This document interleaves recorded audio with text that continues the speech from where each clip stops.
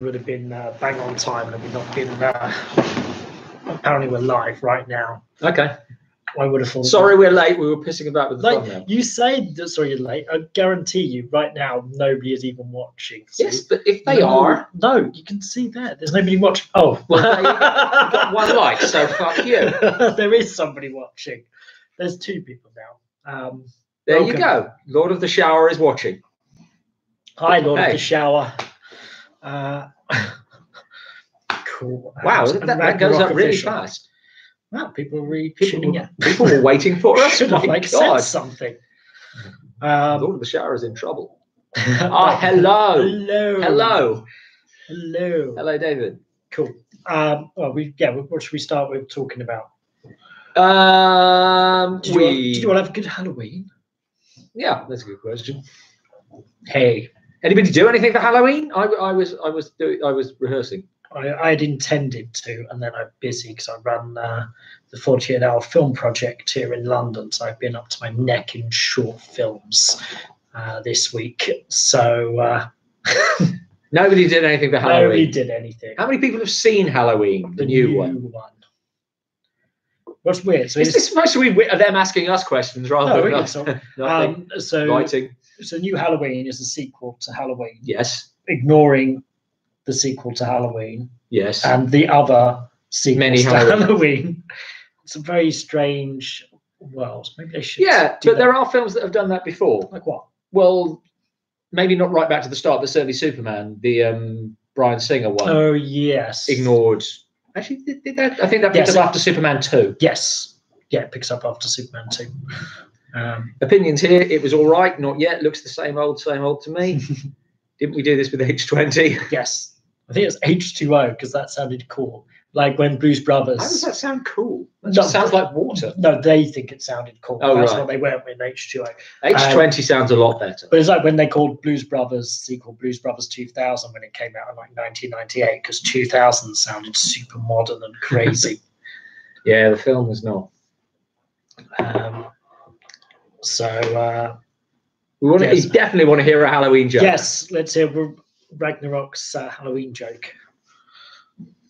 As long as we're here, by the way, usually we say, have you got any questions for us? Yes. Us just degenerating into wittering on.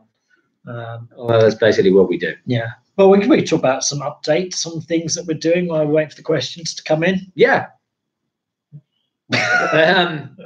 Well, we've got reviews coming out. We've got hopefully some specials coming out before the end of the year. Graham assures me that there will be 3. What did you have for your breakfast? And I feel like, oh no, wait, that's not the joke. Why did the skeleton not go to the party? Because he had nobody to take him. Classics are ace. I'm fine. Yes. Yeah, I think we're going to get 3 specials. My intention is to get 3 specials out before the end of the year. Plus, we've got our advent calendar. Yes, coming out. Our annual advent calendar. Yeah, which we did last year. That's all been shot and is not edited. So I need to get. Well, that's fine. You've got a month. Got a month. What's that? Not the same without Donald Pleasance. Yeah, well, he wasn't. Available. He was very pleasant. Favorite Paul Naschy film? Go. Of the ones I've seen, which is still a relatively small number, I liked the I think Werewolf versus the Vampire Woman was the choice one of those we've watched because he had nobody to go with. You were right. It's a classic. What are you gonna do? So always funny. Yes. What we saying? Yes, so there's the advent calendar. There's going to be the top 10 vampires that aren't Dracula, the Murnau special. That's going to be good, I hope. How long is that? Long. Like maybe 25, a Lon 30 Chaney minutes. length thing. Yes, I think that I didn't intend it to be that long, but the Murnau special has turned out to be much longer than I expected. Yeah, and then possibly Ed Gein goes to the movies. Yes, which I've been talking about. So there should be at least 2 specials before Christmas. 2 specials, yeah. Potentially a third. Have you seen 1988's White Ghost? Incredibly entertaining and violent post-war Vietnam story set action film starring William Catt, Wayne Crawford, and Reb Brown. Oh, anything with Reb Brown's got to be worth a look. But no, I haven't seen it. Check it out. What's that noise? That noise. Yeah, I don't know. It's like a weird like noise. We don't know what it is. Weird. Don't know. Okay, this is a Halloween themed. There's something in the flat. Something in the flat. Don't know what it is. It sounds pretty creepy. I think a printer's come to life. I don't think I'm printing anything. Oh, I'm recording a disc. There's a horror film rated 1.0 on IMDb you should see. Worst thing ever. What's it called? Can't remember the name. It must be, but it's probably possible to search by ratings on IMDb. Eight-legged freaks. Is that the? I think that's the giant spider one. Yes, it well, obviously is a giant spider one. But is that obviously there might just be ordinary sized spiders? But no, I haven't seen it. But is that the one that's done for laughs? Yeah. After the Murnau special, probably the next classic will be a Dracula one. A Dracula. Either Universal Dracula or Hammer Dracula. Yeah. We haven't decided yet. That's a decision the Patreon shadows will be making. Yeah, it's a decision we're throwing over to other people to make. Oh, double incarnate. We have to check out some of these non-Dracula. Have you reviewed the film Son of Hitler with Peter Cushing? No. I've not heard of that. I know that I've seen pictures from a couple of Nazi-themed ones you did. I've not heard of Son of Hitler. Have you seen The Witch? Seen The Witch? No. Oh, that's the double V one. Yes, I have seen it. I'm going to just investigate. Sorry, we are going to find out what the hell is going on. It does feel like there may be a poltergeist here of some sort. Giant Spider, one of many, many movies. The Witch. Star The Witch. Yeah, I've really been very bad about getting to see movies recently. So I've seen a lot of old movies and been going to a lot of old movie screenings. Haven't got to the cinema enough. The sound is coming. Well, yeah, it is. There is a sound coming from inside the house. We don't know what it is. It sounds like a printer having a slow breakdown. Sorry, Paul Nash's best film is The Devil Incarnate. Still has the exploitation trappings, but it's kind of great. Sort of Coffin Joe meets Bergen. That's fantastic. We've got a Paul Nashi one coming up in 2 weeks' time. I think we'll probably do more of his. They are good fun. They never get the views I think they deserve, the reviews, but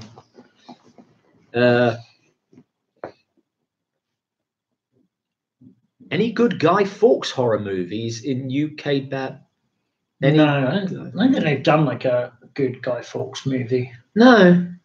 I'd like to see that. I'd watch that. Yeah. There should be. It's not like a good Guy Fawkes night movie. No, well, it would. I mean, on the one hand, it would involve an awful lot of torture. Yeah, that'd be interesting. It'd be interesting to see what side it took. Yeah. Speaking of Hammer Dracula, what's your opinion on Dracula, Prince of Darkness, and Dracula Has Risen from the Grave? You'll have to wait for the special to find out. Yeah. I think that anything with Christopher Lee playing Dracula in it is always worth watching, even when he really doesn't want to be there. But the Hammer Draculas don't have the same relative consistency as the Hammer Frankensteins, for my money. Yeah. Prince of Darkness is the last great Hammer Dracula film, in my opinion. I think that's probably right. Yeah. We reviewed Dracula 1972. Which is definitely not one of the great ones. And then we were reading up on the satanic rites of Dracula, where Dracula is a property mogul. Yes, that's the last one that Christopher Lee, I think that was the straw that broke the camel's back. I'd like to think of him as a vampire Donald Trump. Okay. Have you aware of this so-called Grinch leak? No. Tell me more. Is it they're doing another version of the Grinch? Go on, Lord of Shah. What is the name? Night of Horror.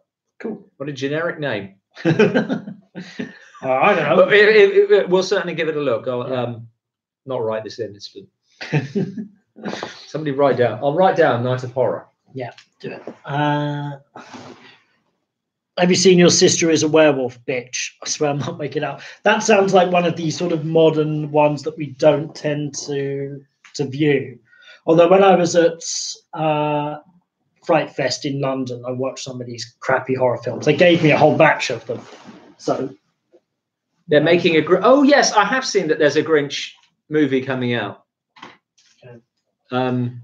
I'm aware of it. I can't say it's something I'm desperately looking forward to. I feel Bram Stoker's Dracula was a bit underrated. It was extremely underrated by me. Didn't rate it at all. All right, so these. I think that Bram Stoker's Dracula is not a good version of is not Bram Stoker's Dracula. It has nothing to do with Bram Stoker's Dracula. Right, so these are the films I got given when I was at Fright Fest or Horror Fest. I can't remember what it was in London. Don't know what any of them are like. Maybe you guys do. Hope Lost. Seen it? Who knows? Cottage Country. Cold Moon. Any ideas on any of these films? Dead Shadows. Looks so interesting. It's like tentacles. Twisted Tales. Because these are ones we're never going to review because they're quite modern. According to W, Night of Horror was remade as Curse of the Cannibal Confederates. Fantastic. Maybe we'll do a double review. Is Alfred Hitchcock's Frenzy? Sorry, there are questions. Is Alfred Hitchcock's Frenzy a horror film? It's a slasher film. So I mean, I think there's a real fine line. There's a lot of it's the most horrific film he made, so why not? These look delightfully unpromising. Yeah, nobody is liking these films. You might notice they're all still in their cellophane wrapping, but I've not even dared open them yet. If you haven't read the book Dracula, then yeah, I can see how Bram Stoker's Dracula might be better. I can't ever really separate it, although I think that Keanu Reeves' performance is not good whether you've read the book or not. Cottage Country sounds pretty cheese to me.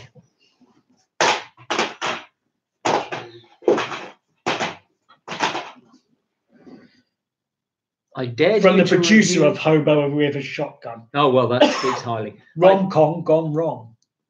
Rom-com gone wrong. That's okay. I think there's a few things that have used that. Yeah. I dared you to review Super Argo versus the Faceless Giants. Didn't have the guts. Maybe not. I don't recall that. Lord of Shower has apparently seen all of those, and they're all terrible. Sounds great. Pro Wrestler is fantastic. James Bond's nice. I might just come into that one. And then there's BBC's miniseries of Dracula. The Louis Jourdan series of Dracula is certainly the most faithful I've seen as well, and I think he's very, very good in the role. I think that's a really good adaptation. Yeah. Because you can do faithful adaptations that still aren't good. You can stick to the word of the book completely and still fail. But I think that does it really well. I agree that Keanu was really cardboard. There we go. Gary Oldman was good though, I guess. Not Dracula. Yeah. Well, I'd say it should just been Francis Ford Coppola's Dracula. Yeah, if it had been called Francis Ford Coppola's Dracula, I'd probably have had less problems. Yeah. Hey, JWF Films 22. Have you seen 1970s Count Dracula with Christopher Lee? Count Dracula, more watchable than 1970s Count. Yes, I think there was another one that I was looking at. He came back to it. I'm thinking not. Oh no, that might have been the one that we were talking about. The French one. Oh right, okay. Possibly. I haven't seen any. I haven't seen Christopher Lee play Dracula in anything other than Hammer films, which I'm assuming that's not. No, I've not seen the Dracula with Jack Palance. I'm not sure I can. The Jess Franco one, right? That would be the Christopher Lee. Sorry, there's multiple questions going on, but yeah, no, I haven't seen that one. I'd quite like to see that. Only Dracula that had the Quincy Morris character. That's interesting. Yeah, I've heard good things about the oh, fuck's sake, Robin. The Frank Langella one. I think it's interesting that Frank Langella plays Dracula because, of course, he played Bela Lugosi. Yeah, that's good. Is he dead? Frank Langella. Yeah. Yes, I think he is. I saw him giving quite recently. Saw him giving a talk, and he was very good. And he was explaining how you act drunk. And he said that the secret to acting drunk is that when you're drunk, you're trying to pretend that you're sober. Yeah. So it was a lot. It wasn't like, oh, I'm drunk. It's like that sort of concentration on it. Chaplin said the same thing. It was pretty interesting. Can you review a Jurassic Park ripoff? I mean, generally, because Jurassic Park came out in the 90s, it's a little later than we like to go, but we might look at maybe Roger Corman's Carnosaur one of these days. And there's a few others that he did around that time. Jess Franco, Christopher Lee. Yeah. Martin Landau. That's it. Why do I get Martin Landau? Ignore me. Martin Landau. That's who I was thinking of. Me too. Franco also made. Oh gosh. Clearly, there's some Jess Franco films we should look at. Jurassic Park riff-offs might be too recent. Yes. Have you seen Dracula the Dirty Old Man? No. The only famous Dracula film I don't much care for is the Todd Browning one, despite Lugosi's brilliant. I think this is a pretty I don't think there's too much controversial about us saying it nowadays, that Lugosi is very good in that role. The film itself is kind of dull. Yeah.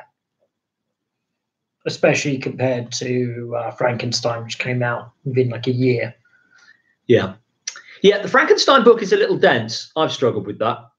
Langella's still alive. Good. Yeah, it's because I confused him with Martin Landau. Everything I said was relating to Martin Landau, not Frank Langella.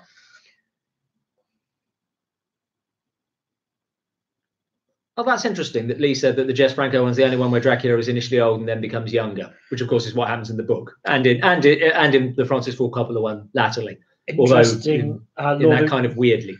Lord O'Shower has said, do a Shark Films marathon when we're fully on the record of not wanting to do Jaws the Revenge or Sharknado. We're doing Barracuda. How about that? At least do Bowie and Deneuve in The Hunger. Sheesh. Oh, The Hunger. That brings back child memories. Not examine that too closely. It's a certain scene that my teenage self enjoyed. Jack Palance apparently had to tone down his natural creepiness to be Dracula. He's an odd actor, is Jack Palance. Oh, the Grinch League again. It is actually something to do with the upcoming Nintendo. Okay, so no, I've no idea what's going on there. Giant Spider Invasion, I think, is on the cards at some point. I think we struggled to find that one. Yeah. There is one more Dracula versus Frankenstein you haven't looked at. Dracula, Prisoner of Frankenstein, directed by Frank. Yeah, someone mentioned that. Oh, okay. Oddly, the Frankenstein monster fights a werewolf in the end. Oh. As you do. It's odd how little Dracula versus Frankenstein there is in any film called Dracula versus Frankenstein. They all fall down on what you'd think was the purpose of the film. Yeah, I wanted to do a video about the freaks in Freaks, because got a special spot. Someone just said there about Freaks is a great movie. In case you're wondering why I just came out with that. But I found like a lot of the actors in that got really interesting stories, especially Johnny Eck, the half boy, that he was a twin. So him and his twin would do the classic sawing in half acts, and so the full twin would get into the box, would be cut in half, and then Johnny Eck would jump out and run around on his hands, and then a little person with trousers up to his head would run around the stage. Genius. Apparently Klaus Kinski plays Renfield in the Franco Dracula, which is another reason to watch it, because he's never knowingly underacted. Yeah. Do you plan to do the Three Poila, the Three Poila, the Ape Woman movie? Possibly. We'll probably leave a bit of space in between after having done Mistress of the Apes. We don't try to put two similar things too close together. Can I ask, if you don't like doing recent movies, how did you end up covering Seance? We're allowed to break it up. Seance is an exception because it was never officially released, and it was like just out there as a weird film. So I thought it deserved to be brought to people's attention. Yeah, and it turned out to get no views whatsoever, which is one reason we don't do it very often. So really, one of our least watched reviews. I'm glad you like it. I always liked that one. Yeah. Mac and Me, probably too recent. Actually, Mac and Me. I've said we should do Mac and Me. Isn't that like comedy though? it's like an ET ripoff, and it's got some really funny stuff in it. It's like a shitty ET, sponsored by McDonald's. Okay. Yeah, it's got some funny stuff in it. So I think it's on the cards. Although I think there's an element of us struggling with this 80s action stuff that isn't getting the views that more classic horror films are getting. So we're trying to figure out what you guys particularly like to see. Yeah, completely agree. Mask of the Red Death is a great film. The Intruder is very good too. Yeah. Mask of the Red Death. The only film that Roger Corman, allegedly, the only film Roger Corman ever made that lost money is The Intruder, and he considers it his best. Most people consider it his best. I saw a production of Mask of the Red Death in London where they took over a whole building. It was an immersive performance. You sort of just walked around and discovered things as you went along. It was awesome. Best show I've seen. Puma Man. Yeah, that sounds good. Yeah. What's your favorite kaiju? The original Godzilla. Boom, done. Easy. Puma Man, he flies like a moron. That's MST3K, isn't it? Just curious, what did you think about this TV show called Supernatural? I only watched stuff from like the first season, and I thought it was a bit shitty. Yeah, the first season apparently it is quite shitty, and then they sort of realised that actually they could just go nuts with it, and it became a lot of fun. I've only seen sort of like sporadic bits of it. I saw one where a teddy bear came to life that was traumatic in the extreme, in a very funny way. It looked like fun. It's something perhaps I should have got into more. If you were to review another installment for a big slasher franchise, which one would you choose? One that I hope you would tear apart at some point is Freddy's Dead. We've not done a Nightmare on Elm Street film. We probably should at some point, so everyone have a go. It's like what The Raven's a great film. Both what versions. Would be the worst Nightmare on Elm Street film? There's a question for you guys. What's the worst Nightmare on Elm Street film? The Raven with that's not. This is not an answer to that question. The Raven with Price and Karloff. Yeah, I love The Raven with Price and Karloff. I think that's probably the first Roger Corman film I ever saw. My parents showed it to me. Love it. Yeah, I think Mystery Science Theatre was very big on introducing these crappy films to a new audience. Did MST3K start this whole? Oh, yeah. That you've just answered that question. Sorry. Question. What's your favourite crappy kaiju? Oh, I don't know. Not a big fan of Maggot Mothra when she's just Mothra. In like when she's just like a lizardy thing. I'm not a big fan of that. No, I haven't seen the car. I think I'm not a big fan of crappy kaiju. I like my kaiju to be a bit unusual. I don't like them as just bigger things of regular things. So I think there's like some sort of lobster I'm not a big fan of, or the ants. Freddy's Dead is getting apparently the worst. Okay. Someone said. Damn it, missed that. No, it's Nightmare on Elm Street. Remake is the worst nightmare. Bloody hell, these are moving fast. Apparently Roger Corman didn't do the car. Freddy's Revenge. Son of Godzilla. Son of Godzilla is certainly up there. Although I think the one where he talks. Which one's that? Godzilla's Revenge. Godzilla's Revenge. The one where Minya starts talking. Unbelievably bad. Hi there, kid. Another one for Freddy's Dead. All right. Have you ever heard of the BBC Nightmare Man? No. And was that? There's a horrible. We've done War of the Gargantuans. Is that what you're thinking? Someone likes Freddy's Dead. W likes Freddy's Dead, but 4 and 5 are just dull. Apparently, there's a horror. Yeah, we have done War. We've done War of the Gargantuas. Yeah, but not the. Is there a notorious B movie that you find actually well made? Notorious one. I think if it was notorious, it probably wouldn't be. I don't know. There's some that we've done that we thought were too good. Yeah. We struggled with them. Which ones? That. I think we kind of hit on that with when we did Faster Pussycat Kill Kill, whether or not you call that B movie, isn't it? Sorry?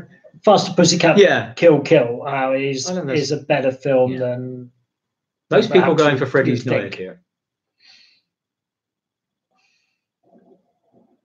You just reading, or are you going to talk? Sorry, I didn't understand some of these. Least favorite Godzilla film was the very first sequel, just a duller version of the first film. Yeah, fair enough. Hate crappy slasher movies, change to mummies. Thank you. Okay, I don't know what that means. It's been too long since I've seen the Elm Street series, but frankly, I don't remember enjoying any of them much. Ben, not a fan of Nightmare on Elm Street. Yeah. 80s miniseries. I'm assuming that's the BBC thing, right? No, I've not heard of that. Just anybody on the feed, if you want to check out Ben Simpson's channel, he's got some good stuff on there. He's done a good series on Video Nasties. And has also does a lot of sort of reviews of movie soundtracks that he collects on vinyl, and you can look at those with great jealousy. Opinions on Mystery of the Wax Museum, the original. Is that the Fay Ray one with Lionel Barrymore? Which I quite like. I'm only watching the one with Paris Hilton. Or the one with Vincent Price, which I also rather like. Have you done Blackula Scream? No. No, we've done the first Blackula. I've got it, so we can do it. I don't think we would review the Black Cat because we review bad films mostly, but the Black Cat might crop up tangentially in some of our in some of the classics at some point. According to the original Japanese,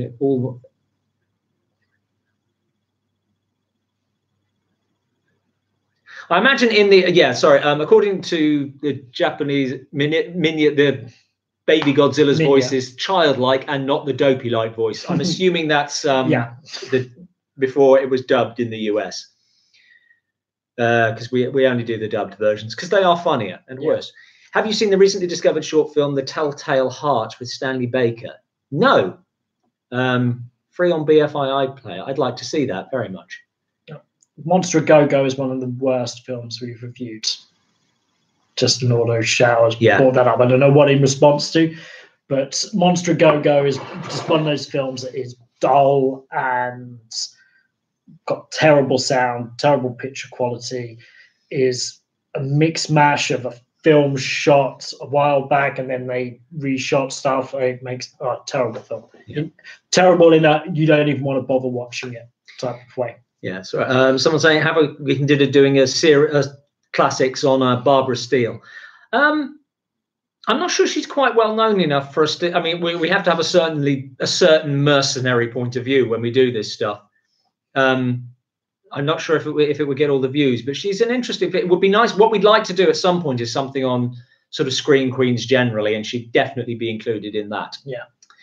The Lionel Atwill and Fay Ray horror film. I like it. I know it's a little bit cheesy, but yeah, I do like it. That version of House of Wax or Mystery of the Wax Museum. Talking to JWF Films 22. I think next year we're going to make a better effort for Halloween, as I won't be quite so busy next year. Unfortunately, Halloween always coincides with when Graham's doing 48-hour film project, but not next year. Yeah. The best Brit mummy was The Mummy Shroud. You know, I think that's the single one of the Hammer Mummy films I haven't seen is The Mummy Shroud. There's one I'm missing, and I think it's that one.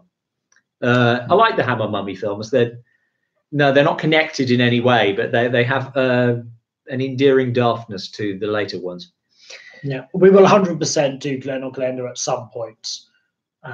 It's just, not right at the top. I don't know what David's responding to, but yeah, Ed Wood it became like the worst director because the guy who wrote the book about the worst films of all time, and he dubbed Ed Wood the worst director of all time, and so that label stuck. So Ed Wood's not the worst because his films are always entertaining. What's your opinion on the female reporter in the film? I think this is back to the Mystery of the Wax Museum because as soon as she appeared, I thought back to how you hate that stuff. It tends to be the male reporters I really hate. As I remember, I mean, the female reporter in that film, although Fay Ray, I think, is the top rated, the female reporter is really the lead role. As I remember, she was more bearable than most of these reporters. It tends to be the male ones because they're always sexist and racist and cocky in a way that just makes me want to punch them in the face. And I don't remember having that problem with her. Yeah, we have reviewed that Ed Wood film about the Venus flytrap, but it's called, what was our review called of it? Revenge of Dr. X. Yes. No. Even though there's... Is that it? Yes. Oh, even though there is no Revenge and no Dr. X. Yes. So yeah, we have done that one. Yeah, it's got about 20 different names, that film. Incredibly strange creatures who stopped living became mixed up zombies. This has come up a few times and people are asking, so we might actually have to. We might have to look at that one. The title makes me think there's some sort of element of comedy in it, which usually doesn't make for the best reviews, although not always.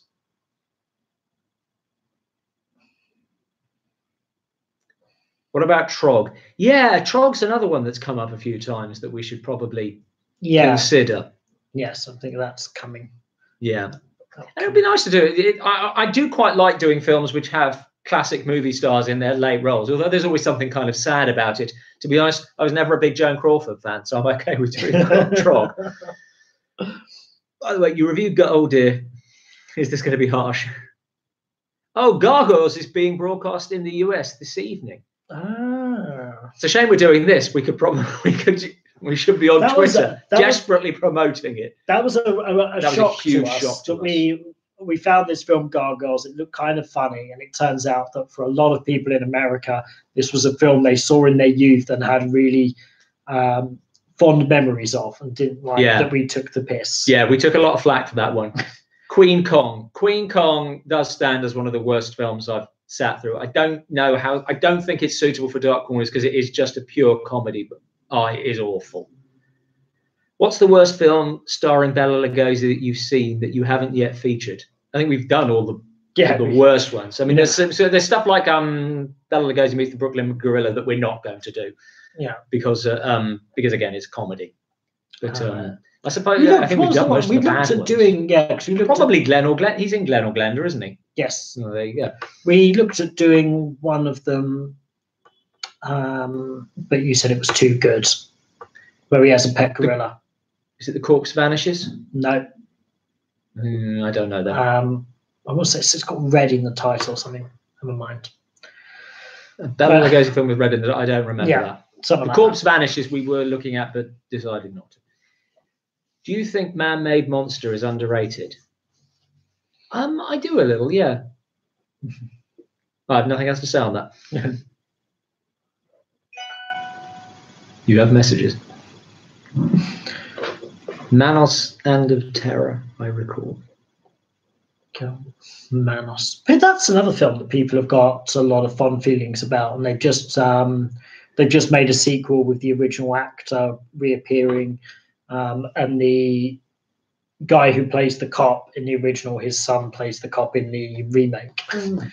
Do you ever watch Talking Pictures TV? Yes, it depends what's on, but yeah, it's becoming really popular. Talking Pictures TV, which is fantastic. That for people who don't know, I assume our US audience, it's just a British channel that shows lots of films from the 30s and 40s mainly. A lot of them British. It's also interspersed with newsreel footage from back then as well. It's a very good channel.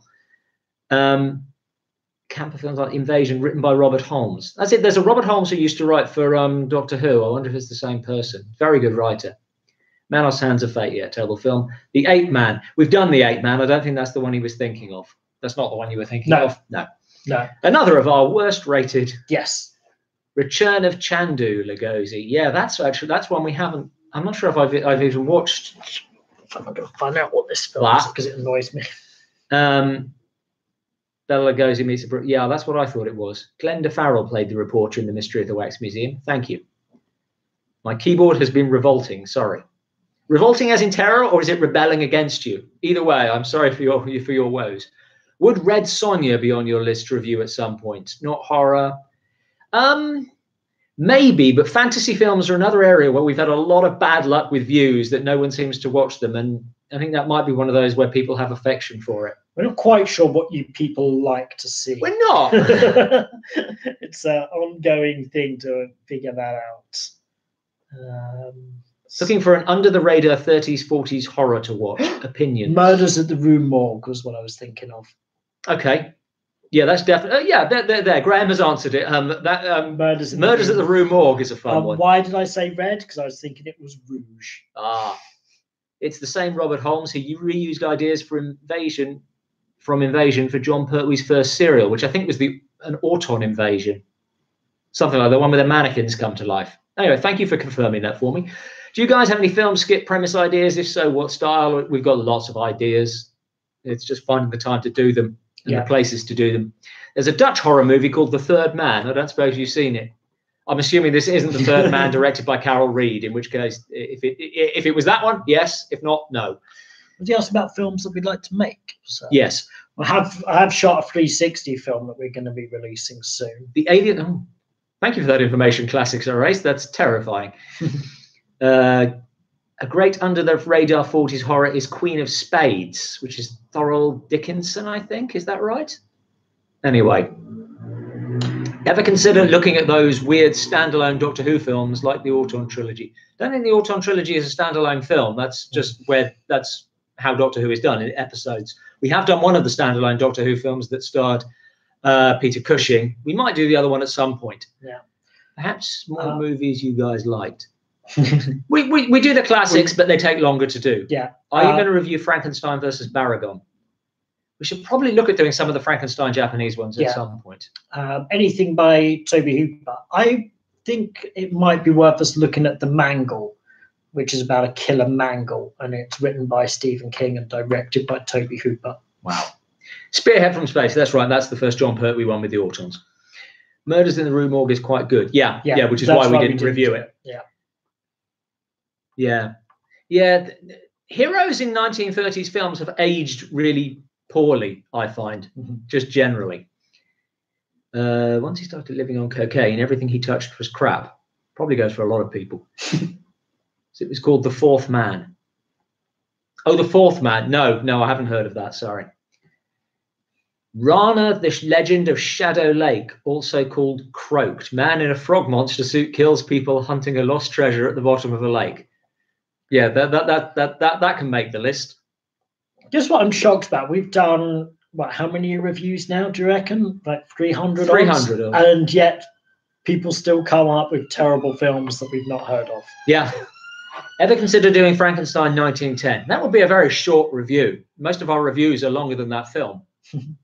Maybe not quite. That's an exaggeration, but not by much. One had Sarah. Oh, right. These are the. I watch Doctor Who, but I'm not a massive Whovian, so I'm not really familiar with anything that exists outside of the TV series. So no, I'm not familiar with those. I'm going outside for a smoke and not going to be able to take the laptop. I'm sure you'll converse with stroke about me. Of course we will. Daleks Invasion of Earth. 20. Yeah, that's the one we haven't done yet. Yeah, it's a tough one. People don't like us mocking Doctor Who. People get People get butthurt quite easily on some things like that. The thing is, I don't know why with those films, because those films aren't Doctor Who. They're not Doctor Who. The TARDIS he's not even an alien. It's not Doctor Who. Yeah. But he is a doctor. What did you think about transformation stories? What, people turning into animals? I like them. Okay. I've always wanted. Some of them are very good. I've wanted to review the whole series of Manimal. Am I the only one who thinks that This Island Earth is very overrated? I didn't even think it was rated. This Island Earth is the first MST3K thing I saw when they did the big screen one, and that's the only version of it I can really be bothered to watch. We have done Godzilla 1998. Worst shark movie you've ever seen? For me, it's Last Shark, in 1981 Jaws ripoff. I've heard about that, and I'm sure it is terrible. I haven't watched a lot of shark movies, so I don't really like them much. No, we've only got the one, I guess Jaws 3D would be the worst one I've seen. Everything coming at you.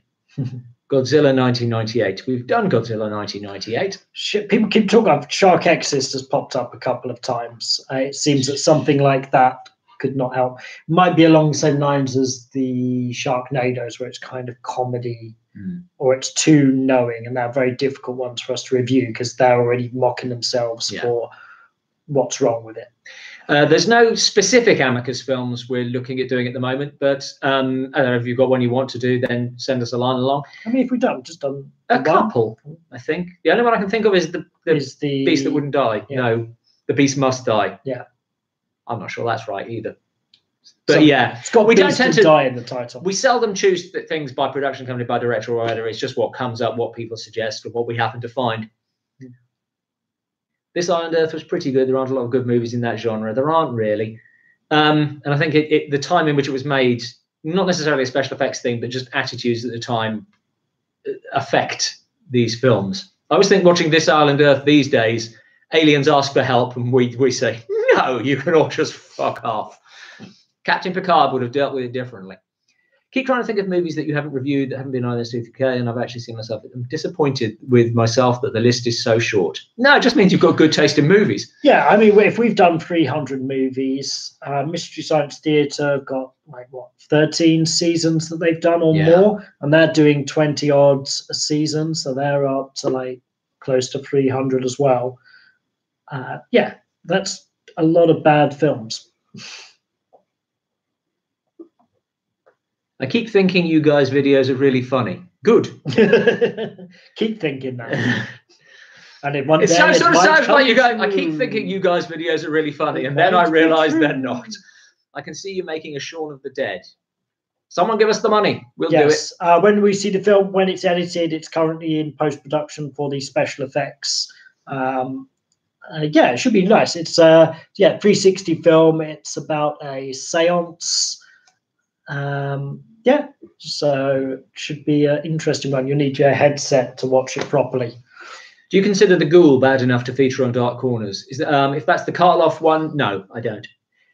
The budget ran out for this island Earth, so the alien is just wearing trousers instead of alien legs.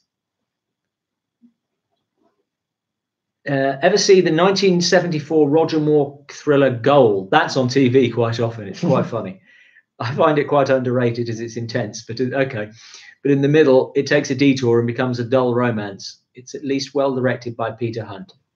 I'm not sure I've ever seen it all the way through. I have to admit, it didn't resonate with me. Hey, I have the perfect movie for you for review. You'll have to give us more details on that.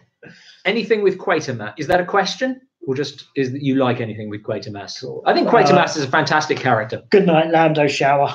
Good night, Lando Shower. Lord Good of night, Shower. Lord of Shower. He won't know. Bright Corners reviews. Will we ever review Mad Foxes? I think we reviewed it. So check it out. I hear it's much better than the one on Bright Corners Reviews, one of the shonkiest YouTube channels around. Yeah. Beast of Hollow Mountain is really low. Beast of Hollow Mountain. I can't remember if that's what I know. Beast of Hollow Mountain. I can't remember if it's one we've looked at and discounted, or if it's one that we're going to get around to. And it's not coming to me. But yeah, potentially we might. Okay, guys. Battery. Yes, you can, Lord O'Show. If you go onto the YouTube page, you can go on the About section. There's my email. You can send it through and check it out. Yeah, I think Quatermass is mostly good. Obviously, there's a lot of different Quatermass stuff out there. Then there's the radio and the TV and the ones that Hammer did, and they all have their. I think I do like Quatermass as a notion, if nothing else. I think it's about time someone did another Quatermass one, because it's a concept that can evolve with time. Yeah. Mystery of the Golden Horse. I know nothing about that, but I love the title. Dude, that sounds. I want to know what the Mystery of the Golden. I'm writing down Mystery of the Golden Horse. See, this is where we're going wrong. I think that's a title that nobody will want to watch the review of. And how did that work for us with Kung Fu Cannibals? Exactly. That was a title we thought everyone would want to watch. Why did you guys not like Kung Fu Cannibals? The fuck? We can't understand why that one did less views. Shonky. We'll be getting another run of movie poster videos this Christmas, New Year. Yes. What's it say? A run of movie posters, videos. Yes. What the theme is, Michael Denny, is a secret, but they have all been shot, and I just need to edit them. And of course, you as a highly respected Patreon member will get 2 bonus episodes of that. Let that be a lesson to everybody else. You want a golden horse statue worth $500,000. That doesn't sound like a mystery, but I'm still checking out this film. Do you guys like Rankin / Bass? But if you watched the video 27.5 times, then it should have done all right. I feel like I ought to know what Rankin / Bass is referring to. I thought you were a Patreon member. Oh, well.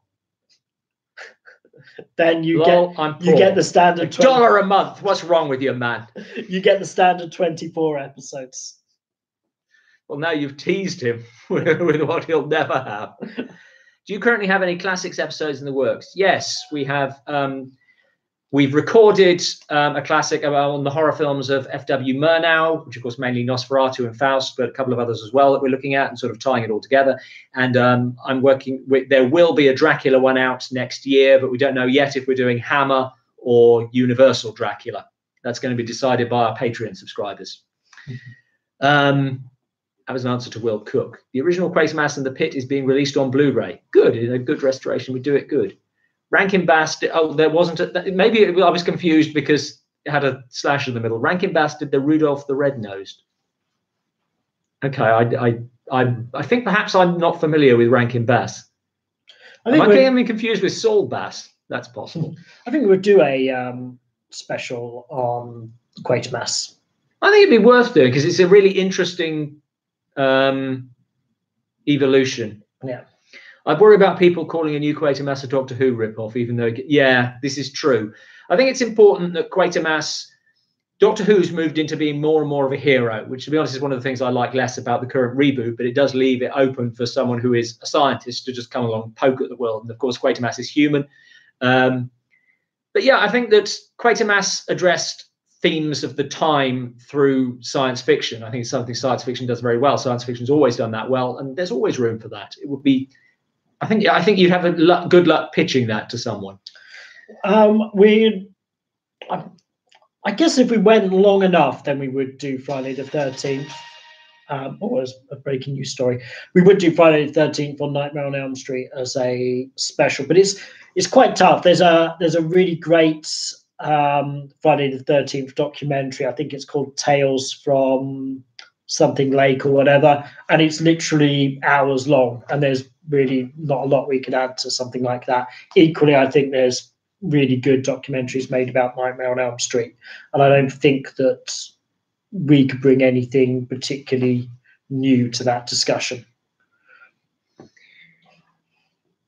Clearly, I'm going to have to learn more about Rankin Bass. That's going to be my takeaway from this evening. Found a DVD of 2007's The Riddle in a Blinder. The Riddle in a binder. 2007's The Riddle in a Binder. Probably too recent for you. Yeah, afraid so. Mm-hmm. Could you look at the Seven Faces of Dr. Lau with Tony Red? That's a possibility. That has stop motion animation by, I shouldn't have started something I couldn't finish. I've forgotten his name. Jim Danforth, who helped out Harryhausen on his last film, and he was a good animator in his own right and never had really the same credit. I don't like the Doctor Who reboot at all. Oh, yes. Well. And we have not reviewed House of the Seven Corpses, but it sounds good. Title like that's it. Crystal Lake Memories. Thank you, W. Yeah. So yeah, if you like that, there's also Rankin and Bass did King Kong Escapes. Maybe that's why I recognise the name. So we've done that one. But if you like Friday the 13th stuff, there's a podcast. What is it? In Voorhees We Trust with Gawley and Russ. So which is quite entertaining. Did you like the Sixth Doctor's era from Doctor Who? No, not so much. That's Colin Baker, yeah. I don't know why I expect the screen to answer me. Crystal Lake, the Crystal Lake Memories. Oh, you've done that. Okay. Rankin Bass did The Hobbit, Bermuda Depths. That's not one title. All right. Okay. Yes, Consort is on the radar. Yes, we mentioned that in this very seemed like an hour ago now. So same with Giant Spider Invasion. That's also on the radar to do. So yes, at the end of this, we'll just have to scroll through all this text and write down these movies that people want. Yeah, Colin Baker. Yeah, I think by that time it had sort of deteriorated. The BBC back then never really treated Doctor Who as it deserved, and sometimes that was a good thing. It enabled them to go away and do their own thing. But by the time of Colin Baker, it just felt like it had lost something quite a lot to me. Maybe I was just the wrong age for that. Revelation of the Daleks was great. I'm assuming that's a Colin Baker one. Is Tom Baker the greatest Doctor ever? For me, he is. I think he just captures the. Tom Baker feels like an alien, although that may just be Tom Baker, who is bonkers and who trained to be a monk. Oh. Yeah, major career change. Loved your review of Race with the Devil. Thank you. Message from David Bowie there, which is the big news tonight. It strikes me as weird, like the ones that we've done ages ago that sort of come up. I'm glad someone said it, because a lot of people didn't like that one. No, I think that came off all right. It comes off fine, but a lot of people like the film more than the review. All right. Roop 98 is not sure how old they are. We're going to go with 53. Is it worth watching again? You're going to have to remind me what. Oh, Rankin Bass did the Con cartoon, but not the movie. You know what? I don't know who Rankin Bass are. Seeds of Doom is the Seeds of Doom is a good one. That was Second Doctor, I think. Thanks, Lewis, for those kind words. It's always good to find out that we've reached people. Doctor Who. I've forgotten what the question was. Sorry, I'm so sorry. Roop is answering a question that there was. Yeah, as Mr. Happy Die Happy says. So sorry. That Life Force is one which, again, people like. Is it worth watching? Like. Yes. Sorry. We'll have like dual conversations. But yes. I think that the reboot is good. I don't think, to me, it's not as good as the classics, but Doctor Who is what you grew up with. So for people now, fine. And I'm enjoying the current series. As always, there's a mix of quality, but it really hit the ground running well with the first episode of this series. Yeah. Will you be watching The Abominable Snowman of the Himalayas tonight on the Horror Channel? Irritatingly, no. I'm here doing this. I'm not sure what time. Yeah. That's the one with Forrest Tucker, and I would have liked to see that, actually. Seen the Stone Tape? No, I've heard that's quite good. That it's, as you say, sort of an atmospheric thing. I have heard good things about the Stone Tape. Yeah, Seeds of Death was the Second Doctor. Oh, right, Seeds of Doom. I'm not sure I have seen that one then. JP's my man. I'm assuming that's John Pertwee. John Pertwee would be a close second for me. There's some very fine episodes of his. The first one with Sarah Jane Smith, The Time Warrior, I think is a great piece of television, full stop. Is Tom Baker a Scouser? I genuinely didn't know that. Stone Tape is excellent. Check out anything by Nigel. Oh, Stone Tape is the same writer as Quatermass. There you go. I'm learning things tonight. Oh, good grief. The Rankin Bass. Toho and Rankin Bass did co-produce King Kong Escapes. I swear to God, once this is over, I will Wikipedia Rankin Bass and learn answers to your questions. To correcting will, oh God, I'm not going to continue. Green Death was the first Doctor Who episode I ever saw. Patrick Troughton was at least the second. Patrick Troughton's excellent. A friend of mine is obsessed with Patrick Troughton. Patrick Troughton, interestingly, as long as we're talking Doctor Who, is the Doctor, the least of whose episodes survive. And a lot of them now have been animated. With the soundtrack sometimes survives, sometimes they'll re-record them, but more of his episodes are missing than any other Doctor, even than William Hartnell. Favourite horror films of all time? I'm going to stick with what I always say, which is Bride of Frankenstein. Frankenstein. Big fan of The Exorcist. I really like that. And I still really like Texas Chainsaw Massacre. Yeah, that is one. So we have quite different sensibilities. It's reasonable to say. I'd like to get scared by a horror movie, which doesn't really happen so much these days. I guess I like sad horror movies in a way. I think like the last great one I saw. Sorry, I'm going to interrupt you. It was Train to Busan. That's the best new horror film I think I've seen in a very long time, and I can't say enough amazing things about it. I think the last one that sort of disturbed me was Eden Lake. That was sort of the most fireworks. Had some quite intense stuff in it. Doctor Who was the villain in King Kong Escapes. We made a joke about it in our review. I suspect it was spelled differently. Halloween is my favourite ever horror movie. Okay. I'm not that huge a fan of The Shining. I don't begrudge anybody. We did. I did a thing on Twitter recently asking people for their unpopular horror opinions, and just made it clear this is a safe space. I have to say, the number of people who said they didn't like The Shining, I don't think we can honestly call it an unpopular opinion. I felt like the only person who actually liked The Shining. I think Shining's perhaps one of those films that sort of feels overhyped. Another Train to Busan fan. Yeah.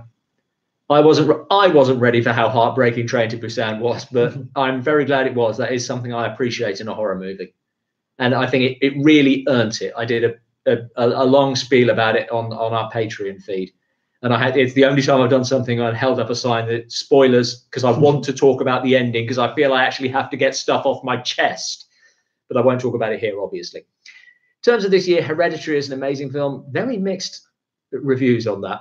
Yes, horror cinema is in a renaissance now. A bunch of quality films every year. There are some interesting horror films coming out. I mean, a lot of it's down to the studios at A21 that are producing some really good stuff. Eden Lake is a harrowing experience. Yeah. Will Day sticking with his mission here. We've had Dr. What. We've now got Dr. When. I think I can predict the next one.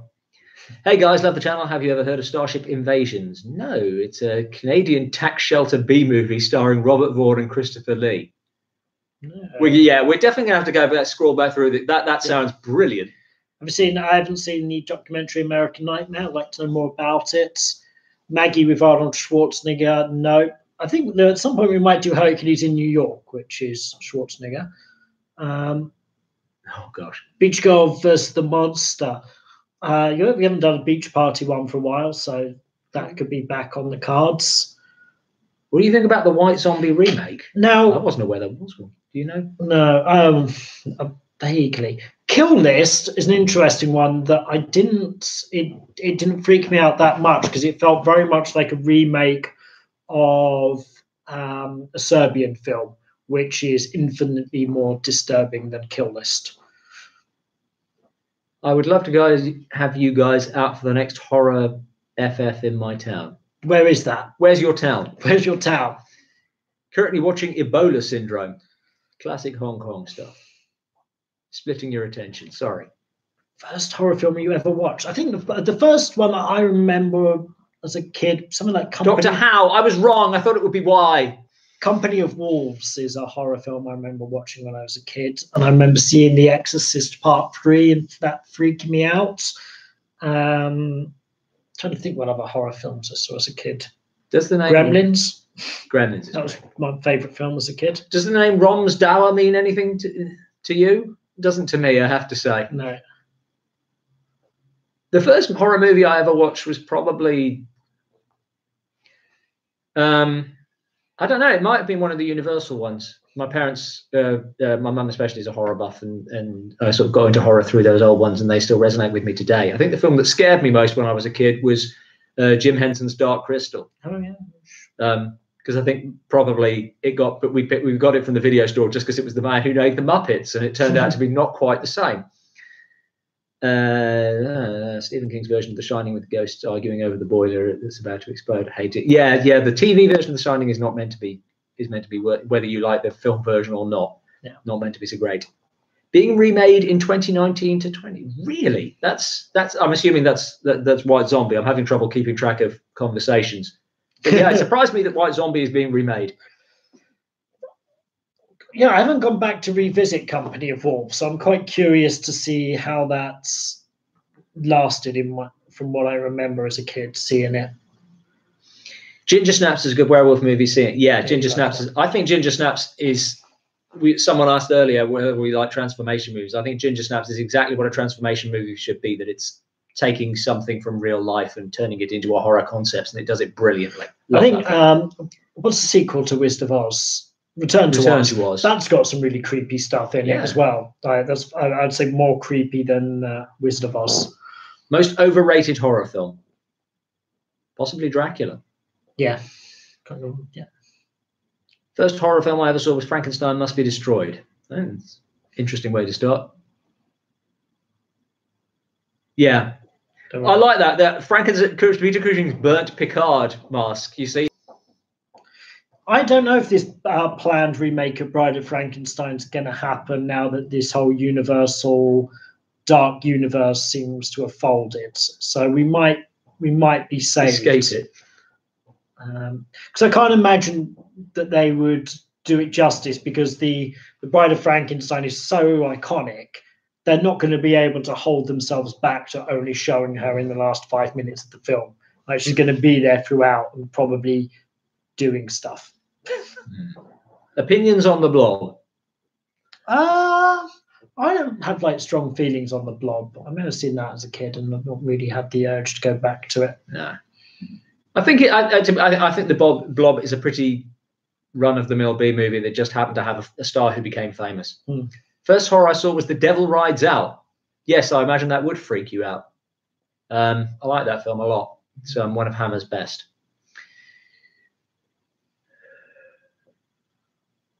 There's a lot of people with interesting first films. House on Haunted Hill, They Live. First horror film I watched was the original Wolfman. Oh, cool. Werewolves became the monster I was most frightened of. I always wonder when people had to say, because again, this is a question I've done on Twitter, what was the first one you watched? And it's interesting. I always want to go back and ask people to elaborate. Did you watch this secretly? Did your parents sit you down in front of it? Because some people's horror films were wildly inappropriate. Yes, I saw Saw when I was 9. that would have traumatized me for the rest of my life. Yeah, I remember my parents being that strict on what we watched. And once we had Sky, I could just set the video to record.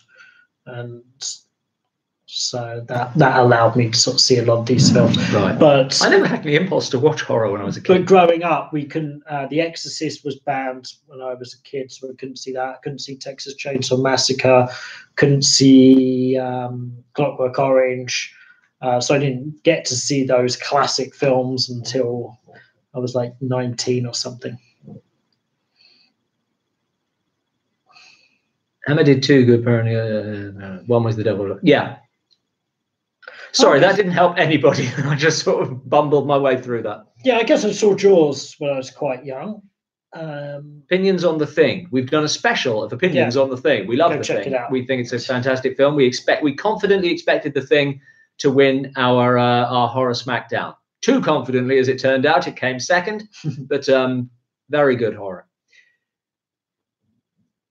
Oh dear.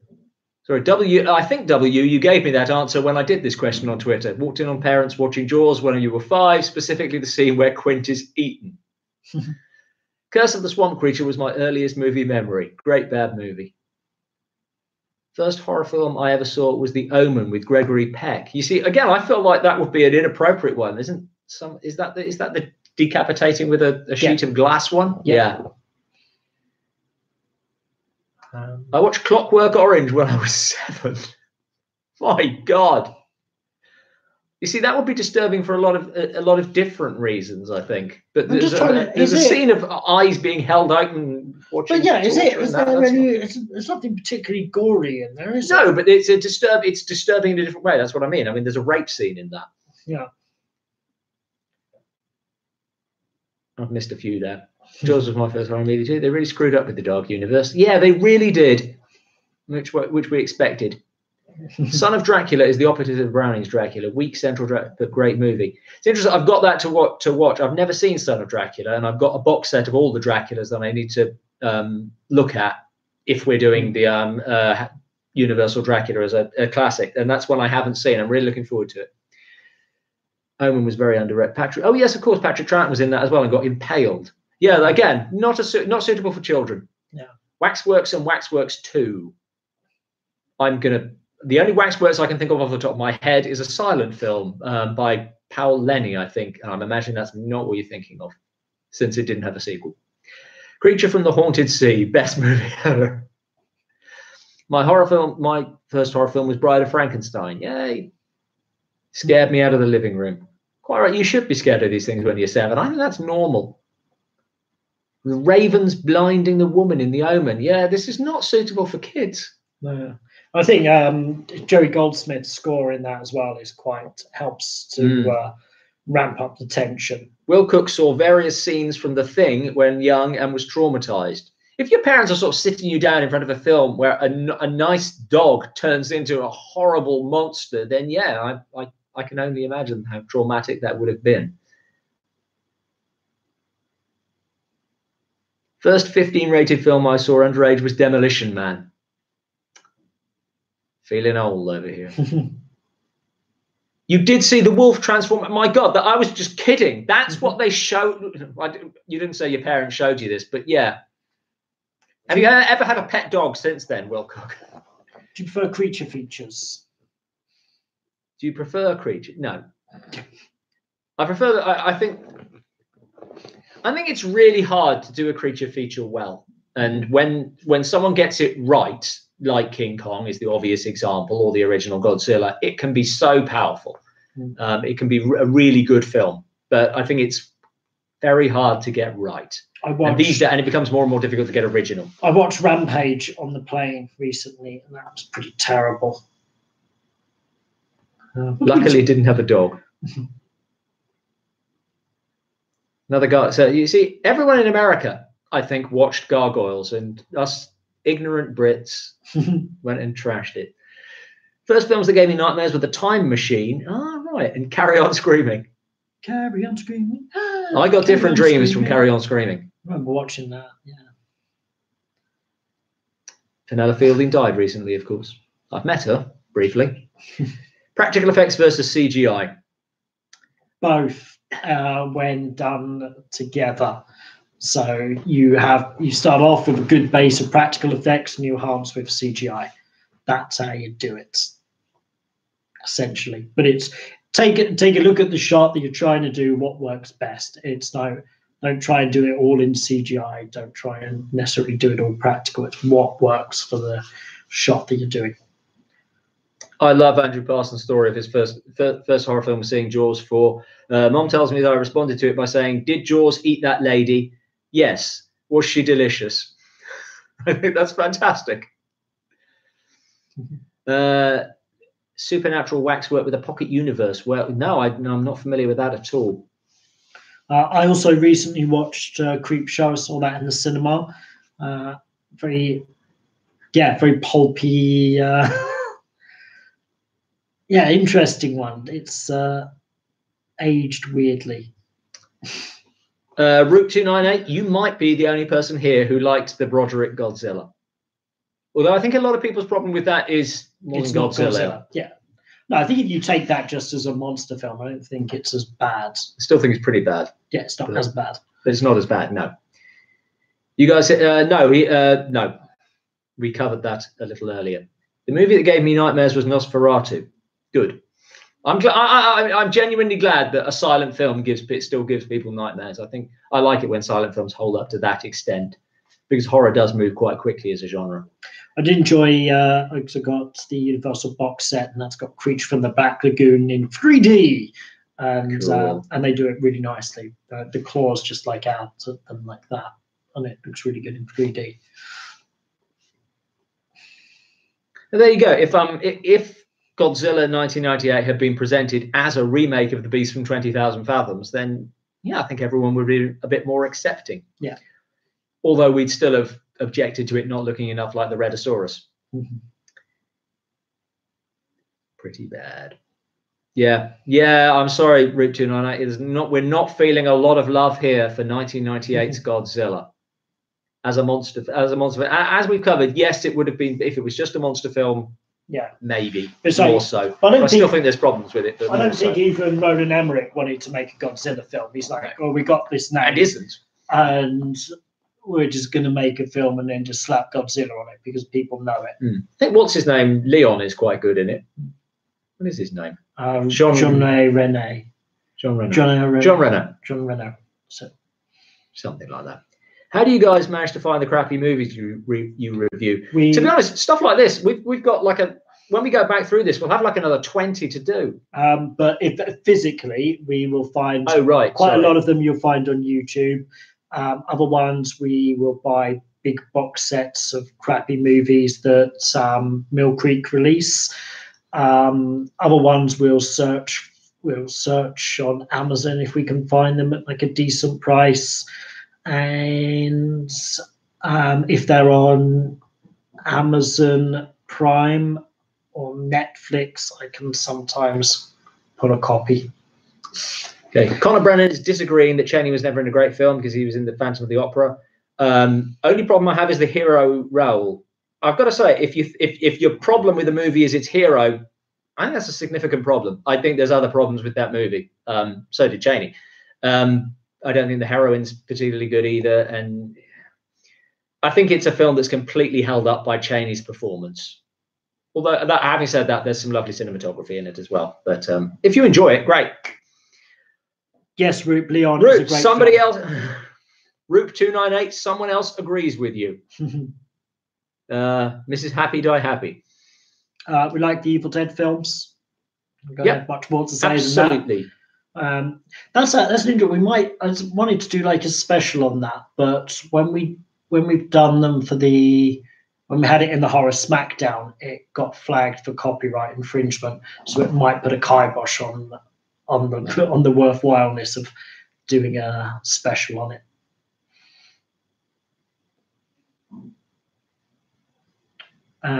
Do we think that Japan, I'm going to read the whole thing. In the 60s, Japan folded into the Godzilla universe, the giant monster American movies made into 50s. You know what? Maybe I won't read the whole thing. Do you think they will remake them now after Skull Island? I don't know. So where it's going with so you've done Skull Island, then we've got another Godzilla film coming out, and then they're doing Godzilla v King Kong, and they're trying to build up this whole monster universe. In the new Godzilla film, we're seeing Mothra and we're seeing King Ghidorah.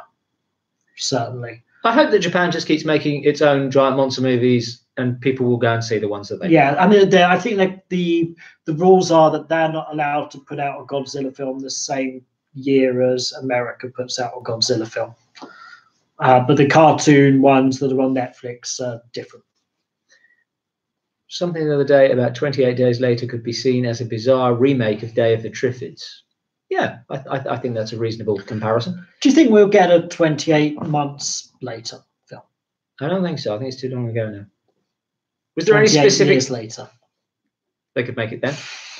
Okay, I missed. Was there a specific film, TV show that got you into film? It's a big question. No, I think it's. Damn, these questions are coming up so quickly now. Sorry, we're not ignoring. It's scrolling faster than I can read. Just if we have answered your question, just post it again. We'll have another go. That'll slow it down. Waxworks was a forerunner of Cabin in the Woods. Interesting. Mothra is such an underdog. That's why I can't hate it. I can't hate Mothra. Mothra doesn't really know what she's doing in the same way. Favorite Christopher Lee film? Attack of the Clones. Favorite Christopher Lee film? Gosh, that's such a huge subject. Oh yeah, Wicker Man. Yeah, thank you.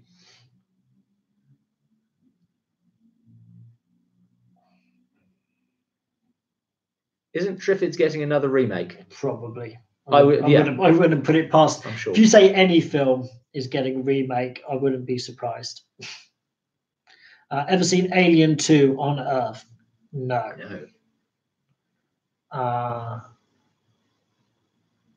Is that? I'm assuming that's not affiliated with it. I mean, I know there's a film that was released elsewhere in the world as Terminator 2, but not in the US, obviously. Is this the same deal that they just ripped off Alien? Is this an answer? Aliens and underground rock climbing. Interesting. The classics are back. Talk about Graduation Day. Unofficial sequel released before Alien. Dude, if you're just reading, just keep that in your head. I'm answering a question. Yeah, God forbid we should. You don't have to read it out loud. Graduation Day. About the editing techniques. I found like a lot of the films that we've reviewed that are shit often have little insight, like editing. Like we said with Fast Pussycat Kill Kill has very good editing. So there's a lot of stuff going in these films that are experimental in nature that have an effect later on. But I think that's a big thing with Corman films. Sigourney Weaver is too busy on Avatar 4 and 5 to do Alien 5. Well, firstly, she should do some original films, but she should also quit the Avatar films. Everyone should quit on the Avatar. I can't believe that he's just making, like 4 of them all back to back to back. I think just let him make his films, and then when no one watches number 2, then maybe they can all just sit on his shelf. Thoughts on Alien 3? I don't like Alien 3. I like Alien 3. Well, I think that covers it. Because what I like about Alien, the first one, is that it's a haunted house film in space. Aliens is a action film, and I like that Alien 3 is a prison movie. And I like how the Alien films are sort of shifted genre, and there's a different sort of interpretation on them. And it's not a great film, but I think it's a good film. And maybe I also saw it when I was younger, so it's just as resonates with me. Old Hickory 1971. Make sure you check out Orgy of the Dead, the uncut review. The link is in the description. I think it's funnier. Has its moments. Clearly, we're going to have to look for this Alien 2 thing. There's some buffering going on. Alien 3. Alien 4 was an odd one. It was good if it wasn't an Alien film. Yeah, I think that's a fair comment. Invader from Mars is an early movie. I still love it. Any thoughts? It's one we've looked at doing, maybe, but never really got around to it. What films are Lovecraft? We've done one Lovecraft, Die Monster Die is an adaptation. Lovecraft doesn't seem to lend itself to film adaptation quite the same way. It would be lovely to see. Guillermo del Toro's obviously had a long-standing project to try and get Mountains of Madness made. I don't know. I thought that would come after he won the Oscar, but I don't know if it's moving at all. Andrew Parsons, we have looked at Horror Express to review, but it's too good, so we won't be doing it. We'll find a way of saying something about it at some point. Yeah. Ever seen Amanda the Blind Dead film? Yeah, the Blind Dead ones seem to come up an awful lot. Maybe I should reappraise doing those. I did reviews for them for someone else, proper reviews. And while I don't think they're good films, I don't think they're brilliant films. What I do think is that they're quite dull. There's an awful lot of slow motion footage of the Knights Templar. It might be worth doing all of them in one, maybe. Potentially. Can review Zombie 5 Killing Birds. Possibly. I will check that out.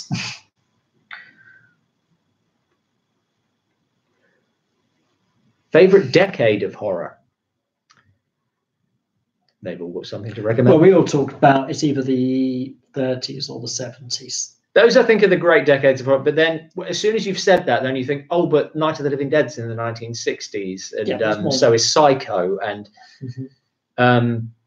you said I will probably pick the 30s just because that's my that's my era. Oh, apparently Raiders of Atlantis is a Philippine remake. Well, judging by the reviews that Raiders of Atlantis got, I don't think we're going to be rushing to do the Philippine remake. Are you aware of Dracula versus Frankenstein, Lon Chaney Jr.'s last film? We actually reviewed that in our first series, which the reviews are slightly harder to find for that. But if you root around, if you look in the playlists, then you'll find season 1. And there's, I think, about 10 reviews there, which are done differently. Yeah. But yeah, we have reviewed it. Or if you just do Dark Corners, Dracula versus Frankenstein, you'll find it. That might be easier. Zombie 3, 4, and 5, they all have their own unique charms. Interesting. You could spend the rest of your lives reviewing Jess Franco's work, and that would probably be quite a fun way to spend the rest of your life. Are there any films so bad that you struggled to finish them? Yes.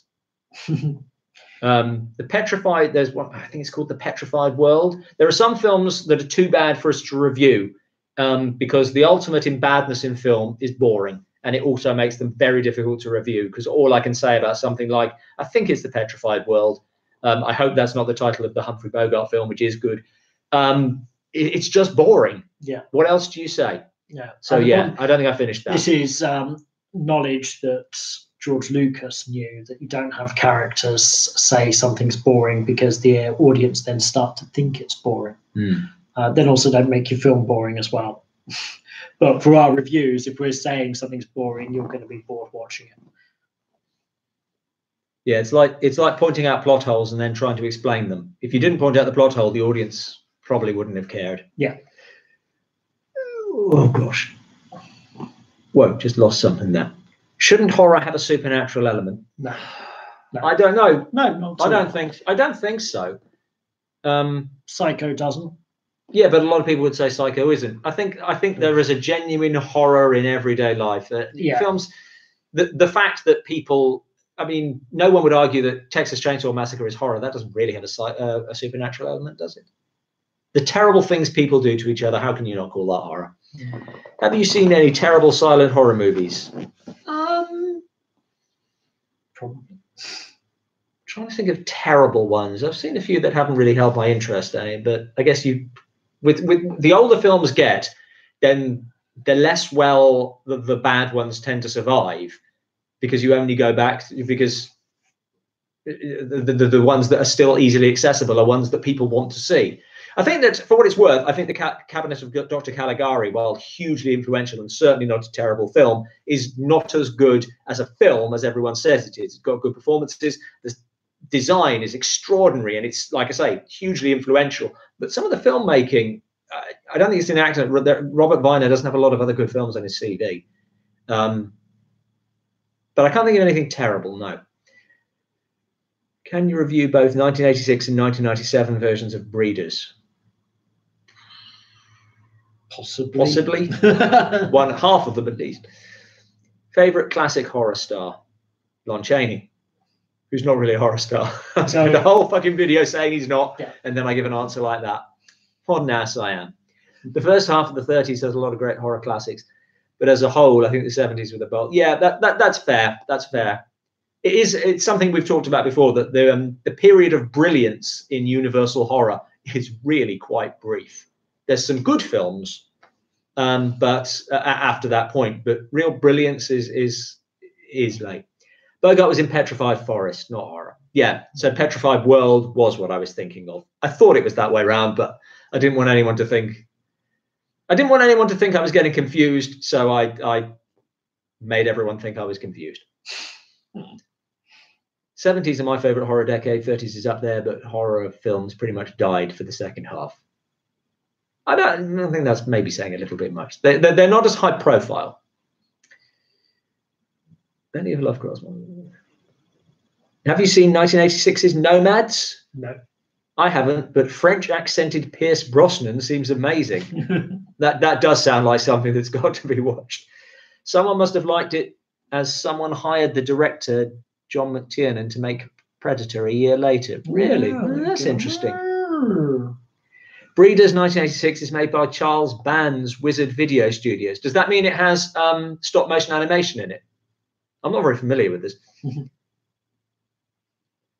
Any sneak peeks on your next video? Sneak peek. I'll tell you what it is. If you're a Patreon member, you would already have been able to watch it. It's Alien Fugitive and Alien Fugitive 2, a double bill. Yes, which was recommended to us by one of our Patreon supporters. And I still haven't really forgiven them for making me watch it. Because it's not to preempt the review, but we're doing. It's based on a Japanese TV series, and we're basically doing two halves, both films in one review, which means we spent 3.5 hours watching this. Yeah, that was a long 3.5 hours. Most groan-worthy character decision in a horror film. Good question. It's going to require a lot of thinking. Individual ones I can't really think of, but it's just that mass decision. I won't turn a light on. Why would I do something like that? I re-listened to the first half of Orson Welles' War of the Worlds in its 80th anniversary and loved the eerie atmosphere. Ever listened to it? Yes, but so long ago I barely remember it. Yeah, it is one of those things. I think if I listen to it now, I think I'd probably only end up being disappointed. I think the story behind it is perhaps greater than it could ever be. Somebody recognizes Fugitive Alien because they've just written Ken. Good work, Ken. You'd need a lot of black bars for Breeders. We should probably look at Breeders. Yeah. Well, funny. Again, if you're a Patreon member, you can watch Detractor's commentary for what was the one we just did?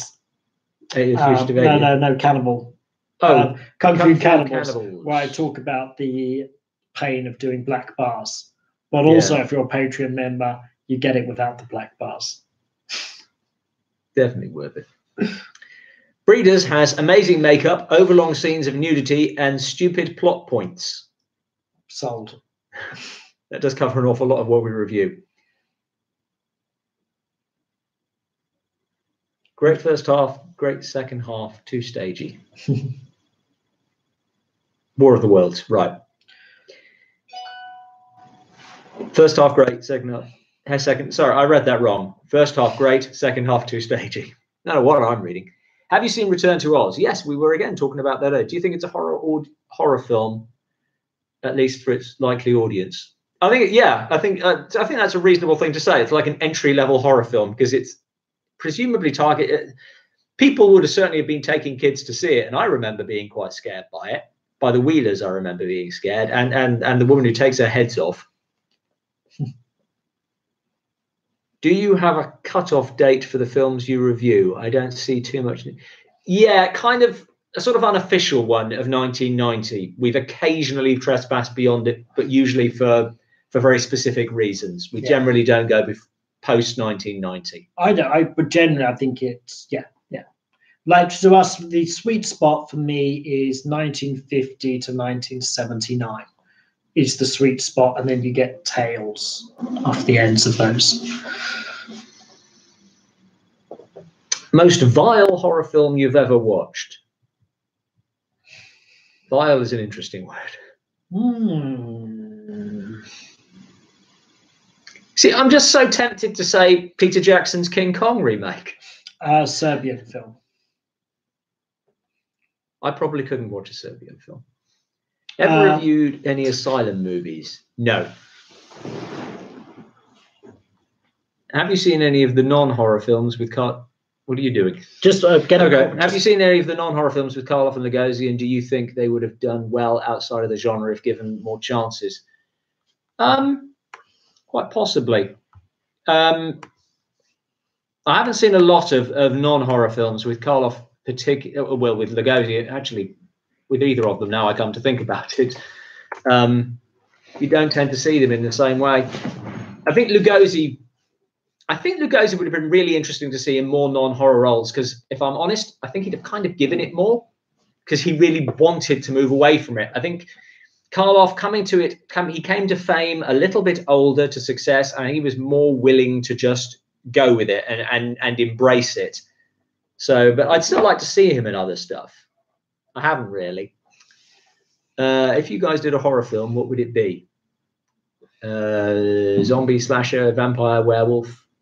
I'd really like to do a werewolf one. I've got a werewolf book coming up, if that's any good to you. Island of Death. Oh, there's so many island ones. Not ringing a bell. Favorite horror film, actress.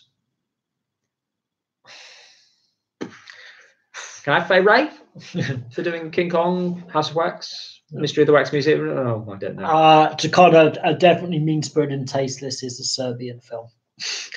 Yes. Do you think the love of the genre makes people overrate most horror? Some of the highest regarded horror movies are perhaps rather flawed as movies. I don't think that's unique to horror. I think that when people love a genre, then they can become overly defensive of something that perhaps doesn't always deserve it. When I mean tasteless and mean-spirited. Oh, well, definitely Peter Jackson's King Kong then. Yeah, there are some kids' movies that have that effect. Yeah. Have you ever thought about returning to a review because you didn't get to every little thing? Well, nowadays, certainly back when in the beginning, there were ones that we used to do much longer reviews. Then we did in series one. Then we did much shorter ones, and those ones I would sort of like to come back to and say more about. More recently, we've started doing extra bits for our Patreon supporters, which means that I get to sort of vent all the stuff that I didn't get to say in the review. So I sort of got it off my chest. Yeah. And very often it's better. I think some of our best ones are the ones which just stick to the point. I don't feel like I want to overload people with, oh my God, this is wrong. You can see a shadow of the boom here. Who the hell cares? Yeah. So better to be focused. There's an element of it that was Karloff in the original Scarface? Sorry to interrupt you. Yes. I really didn't know Karloff was in the original Scarface. I'd like to go back to the first season's reviews. Yeah. And do them in our new style. I think that would be worthwhile at some point, maybe. Not necessarily all of them. Cocaine Fiends I wouldn't bother with. Might help bump it up to 1,500. Karloff was in the original Scarface. I'm still blown away. Just keep reading that one. That's good. What do you think of The Most Dangerous Game, starring Faye Ray? I really like that film. Interesting. I think it's interesting. It's a rare film with an African-American actor in whiteface. Very rare. But where do you start with your B movies? I think it's cliche, but I think Plan 9 from Outer Space is a really good starting point because it's very watchable, I very think it quotable. Depends where you're.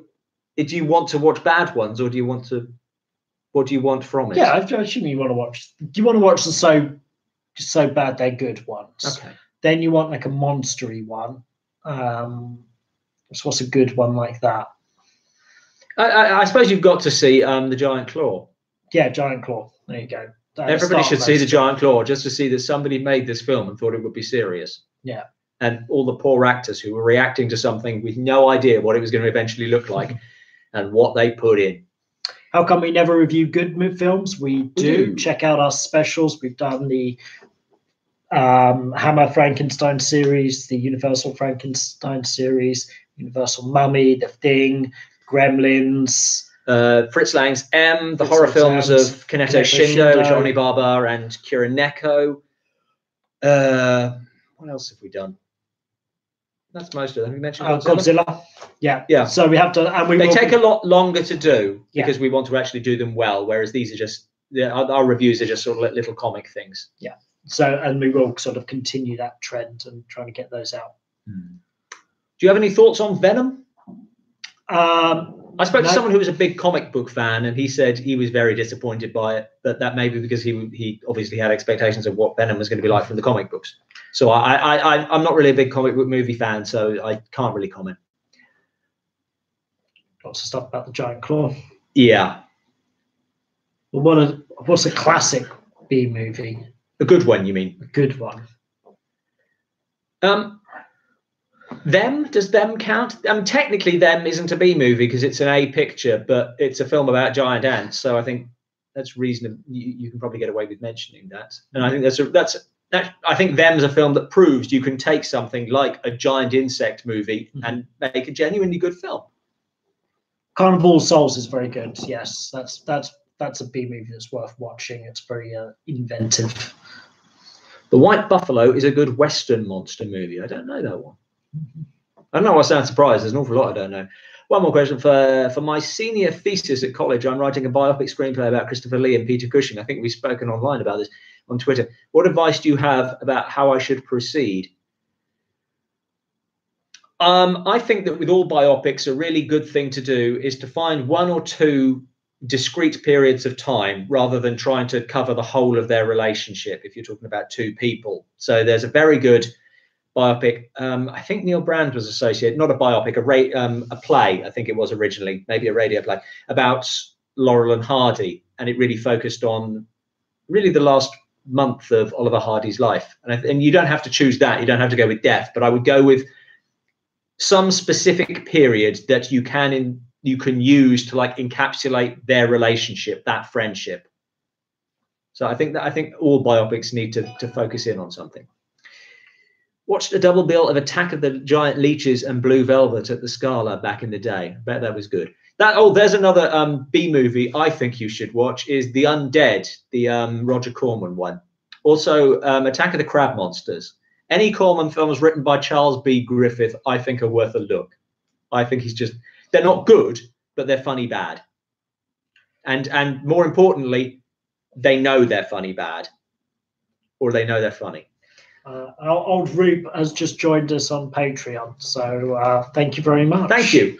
You get right, we'll go now. Review. That was all we wanted. You get the exclusive review of Dark Corners, accessible only to Patreon members. Best stop motion movie not by Harryhausen or O'Brien. There weren't very many other people doing them. There's no time limit on that. I'd love to see. I should get around to seeing what Phil Tippett's done with Mad God, because Phil Tippett, I think, is the successor to those people. Why has Edward become so famous? It's because this guy wrote a book about the biggest turkeys of all time, the Golden Turkey Awards, and he declared that Edward was the worst director of all time, and then that just stuck.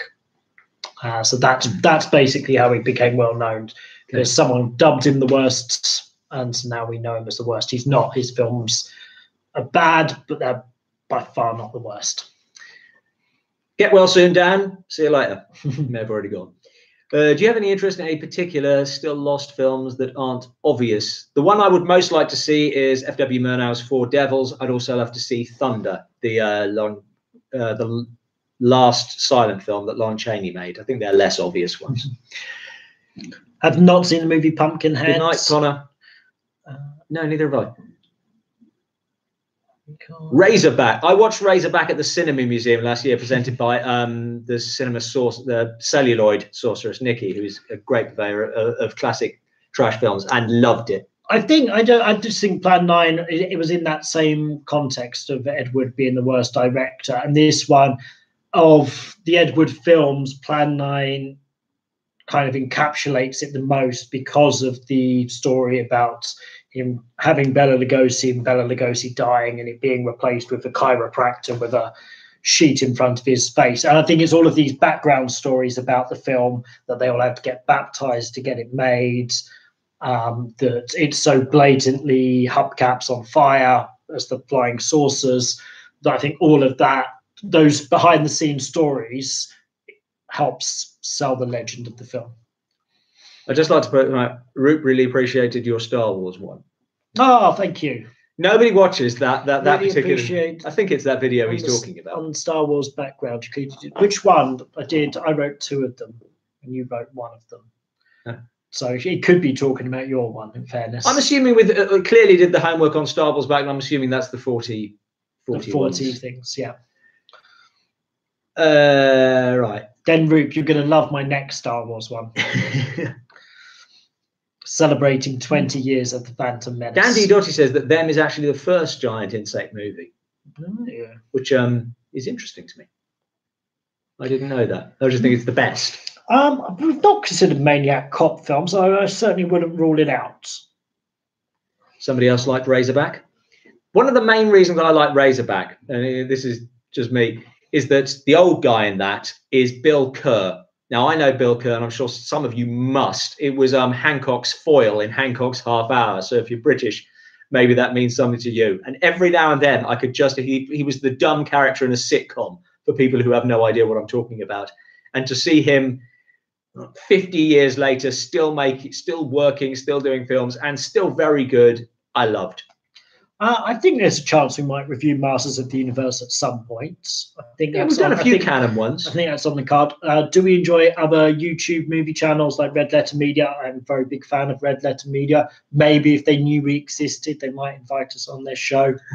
Who knows? We have saved the Cinema Museum for now. Its long-term future remains at risk, but currently it is safe. We're still trying to actually purchase the property, but the lease has been extended with the new owners of the building. If you're ever interested in going there and you don't, it's very difficult to find, even if you do have the address, drop me, just message me on Twitter and I'll send you detailed instructions. Of course, if you're a fan in London, we will be at the Cinema Museum tomorrow because we're doing screenings of the 48-hour film project, which I produce for London. So you can come along and see some of the movies that people produced if you're so inclined. When Dinosaurs Ruled the Earth was the best non-Harryhausen or Obi film. Jim Danforth, who we were talking about earlier, I forgot he'd done that one, but yeah, that's a good example. King Kong did have giant bugs in it, and yes, they were cut from the original because they sort of split the audience's attention. It's not because they were too horrific, which was something that was thought for a while. Ever see a silent film called The Cameraman's Revenge? No. It's about if you could make a biopic of any horror actor making of any specific film, what would your choice be? I'd love to do a one-act play about London After Midnight. I'm laughing because I'm going to try and write a one-act play about London After Midnight. So maybe this time next year we'll be heavily plugging it. Yes, we could live stream it. I think we might give that a shot. Yeah. What is the worst animated movie you have ever seen? I don't think I just recall that. I think I would have sat through an animated film if I wasn't enjoying it. No, I don't know. I wonder at some point whether we might review Flight of Dragons, but I have a feeling that might be hit a nostalgia button for people and they won't like it.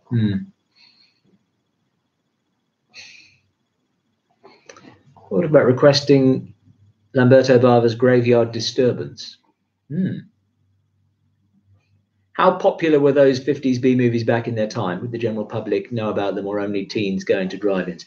Well, I mean, I'm assuming that during the 50s they were still being appended to the starts of features, so people would have been seeing if you were going for an evening's entertainment. We tend to forget that B movies means something. We tend to use the term quite wrongly a lot of the time, but B movie means something specific. It's a supporting feature to an A movie, and that they'd all have been shown together.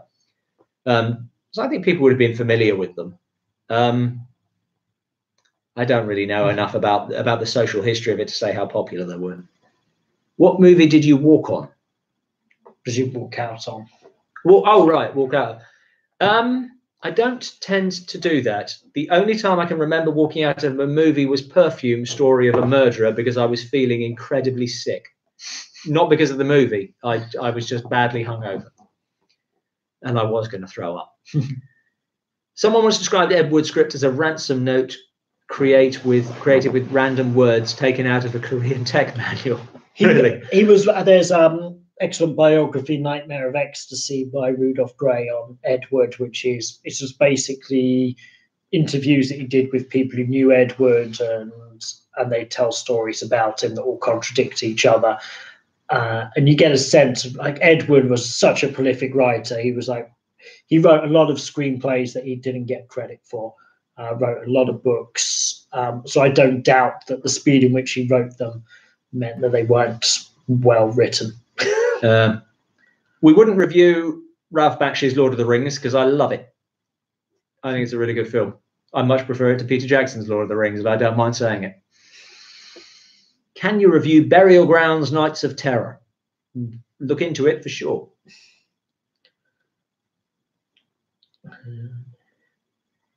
I'm glad that was a useful definition of B movie. I'm not an expert, so maybe it's wrong. What did Will Crook write and then retract? We'll never know. Do you like old movies because they teletransport you back to a time, or because you actually think they're entertaining regardless of when they're made? I think I don't really differentiate between old movies and new movies. You watch something, you enjoy it or not. Of course, when you watch an older movie, then sometimes there is a sense of them transporting you back to the time. But I've never watched a movie and thought, well, this is terrible, but I enjoy being transported back to this time. It's always about the quality of the film. Ever heard of a Saturday morning cartoon called Super President? It's infamous. No. Somebody else likes Bakshi's The Rings. In your opinion, is Roger Corman the most important person in modern Hollywood?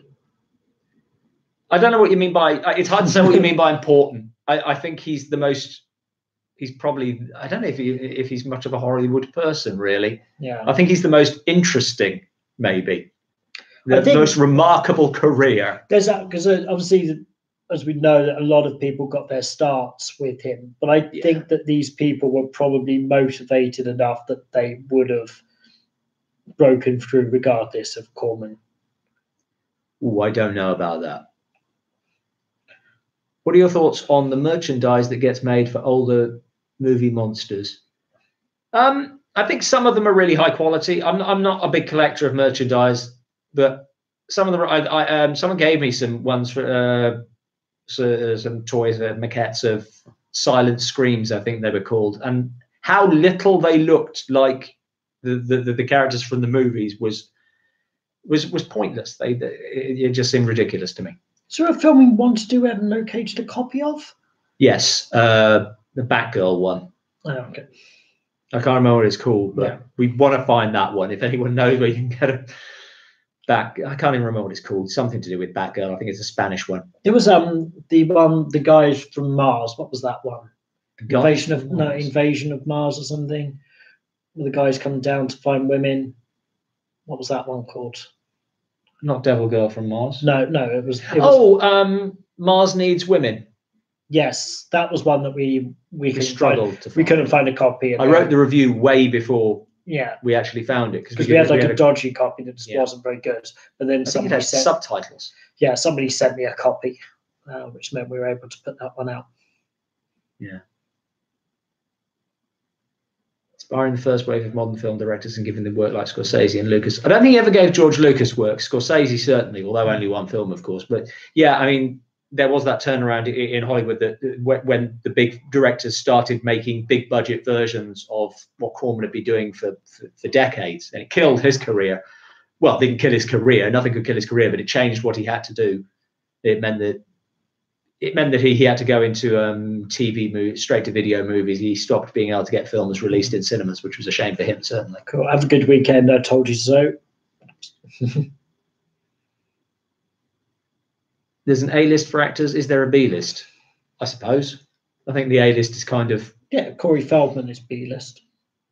If that. Who do you prefer? Michael Myers, Jason Voorhees, Freddy Krueger, or Ghostface?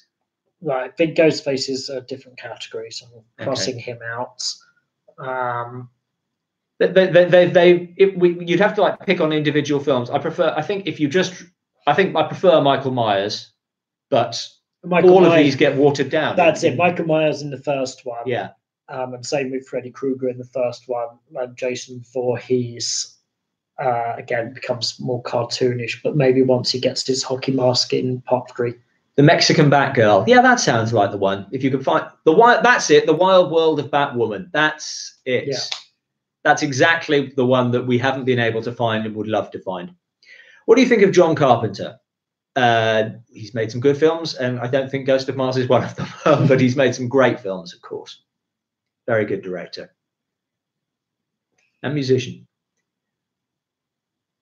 The problem with doing Turkish Star Wars is that it's all in Turkish, so it makes it quite hard to review. I don't think there's even good subtitles for it. I think it's worthy as mention as an anomaly, as we did in the films that ripped off Star Wars, but I don't think there's a great deal more you can say about it.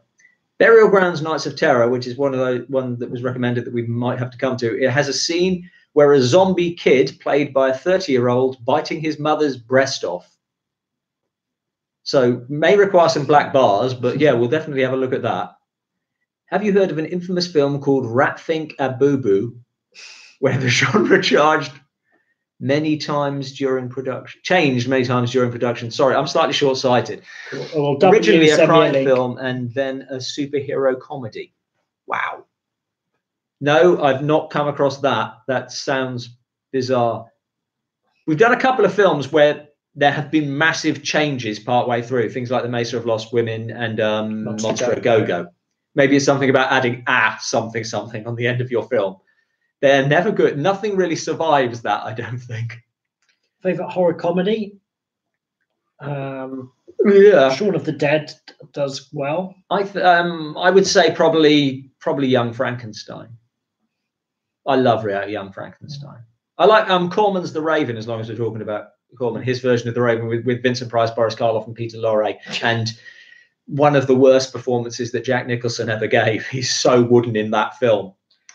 Do you prefer Volcano or Dante's Peak? I've not watched either.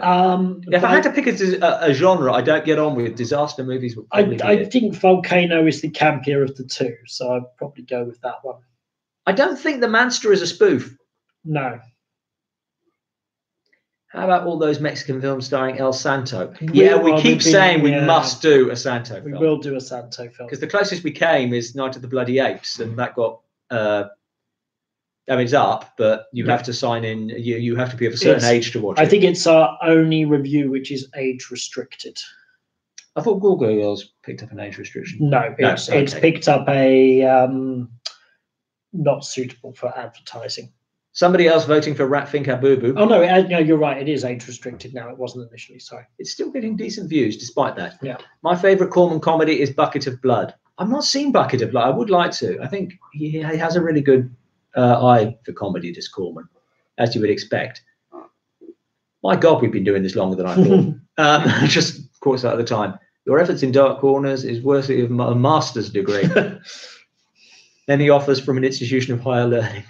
Yeah, if there are any universities watching, apparently we've earned a master's. Yes. I don't have one. I think, but we're most likely to get. We want to get invited to some horror festival thing. We should. I think that's one of our. We should make that one of our goals for 2019 to get our asses in gear and go do something at a festival. Worst Corman film. He's made like 800 films. The worst one I've seen. The worst one. Okay, I'm going to go with the worst one I think we've reviewed, which I think is Attack of the Giant Leeches. Okay. How come we only do one review a week? Because we have other stuff going on. And we have jobs and rent jobs. to make.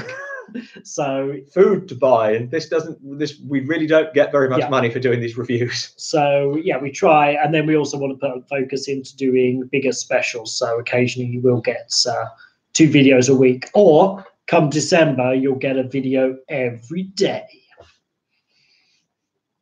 Yes. Have you guys watched Best of the Worst on Red Letter Media? Yes, I love Red Letter Media, and I do enjoy watching Best of the Worst. You should invite us on. I always kind of get a kick out of it if when we've done the review and then they do it like a few weeks later, and I like to think that maybe they watched it and went, "Oh, you need to do that." Mad Foxes is one of those. We discovered Mad Foxes basically. That's what we're claiming. I don't think many people are talking about Mad Foxes. Now everyone is. Have you ever thought about reviewing the David Carradine Future Force and Future Zone? Yeah, well, sure. David Carradine can be funny. Yeah. Best mainstream actor in a horror film: Joan Crawford and Bette Davis in Baby Jane, for example.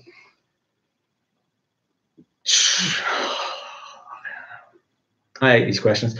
My brain's starting to go now. We'll have to think about it. Comedy of Terrors. Oh, Bright Corners is coming and throwing some shade our way. Seen What We Do in the Shadows. I love What We Do in the Shadows. I love Taika Waititi. He's one of my favorite current directors. Your review made me watch the Loch Ness Horror. How funny is that young woman? Yes, yeah. The accents in that are extraordinary. Loch Ness Horror is one of these films where I wish we had a better copy of it. Yeah. Occasionally some of these films, like the copies are just so terrible. Hi, Waddle. There are a lot of monogram films with Lugosi worth a review. There's a lot of monogram films with Lugosi. Some of them are just too slow. There's just a horrible leadenness to them. It makes them very hard to review. The reviews have to have a sort of an entertainment factor, which means that some of the worst films we don't review. I would like to do another Lugosi one soon, though, so we'll maybe have another look at those. We haven't done a Lugosi one for ages. You can see Watch Waddle has just popped up. You might want to check out his channel. He does animation, and he's just done his Halloween specials, monster serial auditions. You should check those out. Do you listen to any radio horror? Sometimes I listen to some drama on the radio, and then you get there was quite a good adaptation of Hammer's unmade Dracula film that Mark Gatiss did. That was good. And I heard a good adaptation of The Mysteries of Udolpho, one of the early Gothic novels. Nothing really more than not specifically horror. I just listen to what's on. If we can find a good copy of the movie on YouTube, that is where we'll get it from. But otherwise, we will purchase the films. So that sometimes slows up what we review if we can't find a decent copy of it. Ever seen the remake of Lon Chaney's West of Zanzibar? It's pre-code. Really? They remade it that quickly? Because you can't remember which one it is, can you? I have a real blank spot over 3 Lon Chaney. I know them, but West of Zanzibar, Road to Mandalay, and Where East is East get mixed up in my head. I thought West of Zanzibar was the paralyzed leg one, but I might be wrong. I'm still, whichever one it is, they clearly remade it very quickly. The guys have lives of their own. Just about. Would Todd Slaughter films translate to USA fans? My instinct is not. I think there's something very British about Todd Slaughter. National treasure he was. 1932, seriously? God, I'll have to check that out. I think Earth Search and Spectre Space Force, not horror but good. Lost track what that's pertaining to. Starred the father of the guy who directed John Huston, is who you're thinking of, Will Cook. Mark Gatiss was a recent radio adaptation of Nigel Neal's The Road, well worth a listen. Mark Gatiss, I was never a huge fan of League of Gentlemen, but the stuff Mark Gatiss does that's horror related, some of his horror documentaries, some of the writing he's done, I think is really exceptional. He's such a passionate fan and advocate. I love hearing passionate people talk about their passions. What a terrible sentence that was. Have we found a good Christmas film for this season? No, we found a bad one.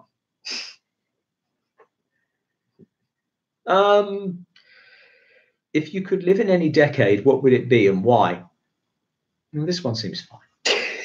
I mean, there's always stuff in the past that you get nostalgic for, but to be honest, I like, we can do this with you guys now, and only because we live in this decade. I want to live in the decade that has the best possible medical care conceivable and closest to where science is closest to giving me eternal life. Plus, we get to see all of the films, not just the films that were made by 1935, if that's where we happen to live. Yeah, no, I just want the medical care. Best horror soundtrack. Oh my god. I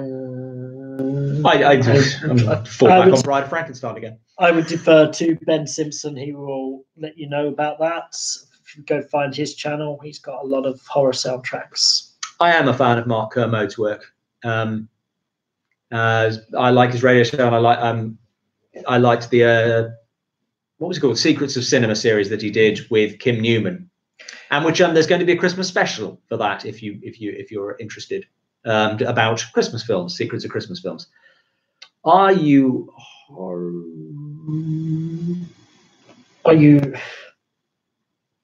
horror or sci-fi biased, or don't you mind? I don't mind, just like good films. Yeah.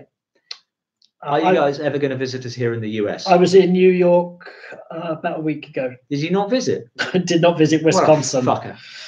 Do you have any particular favorite books about horror films? A few, yeah. I love I'm gonna do it again. I love Michael F. Blake's biographies of Lon Chaney, who I've already established didn't make horror films, but I just like talking about it. Any of the Alan Frank books on horror, I have great sentimental attachment to them. I think a lot of horror fans have those ones. And my copies all belong to my grandfather, who is one of the reasons I'm interested in horror film. And so I'll always have an attachment to those. Favorite horror soundtrack is The Wicker Man. I can't remember any. I remember the folk songs on that. Is that there throughout the soundtrack? I can't think of anything else. There's one of my horror books that I kind of like. Incredibly Strange Films. So this has been the basis of quite a lot. Oh, look at that. It's from Cobra Woman on the front. I wouldn't have classed that. But this is where we discovered the title of Dark Corners, where we found it from this book. And this is a very good book from John Landis. Good coffee book with lots of pictures and things. Signed by John Landis. So yeah, that's a good one. Off the top of my bookshelf. Maybe a review of the Crater Lake Monster. Yeah, I watched that recently, and there's stuff in it that would work, but overall, I think it was quite right for us. So it may be one that we come back to because it was very borderline, but at the moment, it just didn't. There wasn't really quite enough. Somebody else has that book. Yeah. David Scull writes great books on horror film and horror in general. The Landis book is very fine. Have you seen Amazon Women on the Moon? No, it's again because we tend not to bother with the parody ones. Yeah. Will you fellas ever take a look at the infamous Last House on Dead End Street? Maybe. Maybe. Infamous it may be. It hasn't. I'm not familiar. A lot of people have the book by Landis. I think it's a great book. I have some good Harryhausen books, one of which is signed as well. If you're ever lucky enough to see Landis in person, he is a great speaker. And really, apparently the nicest guy in the world. Really nice. He's super passionate about film.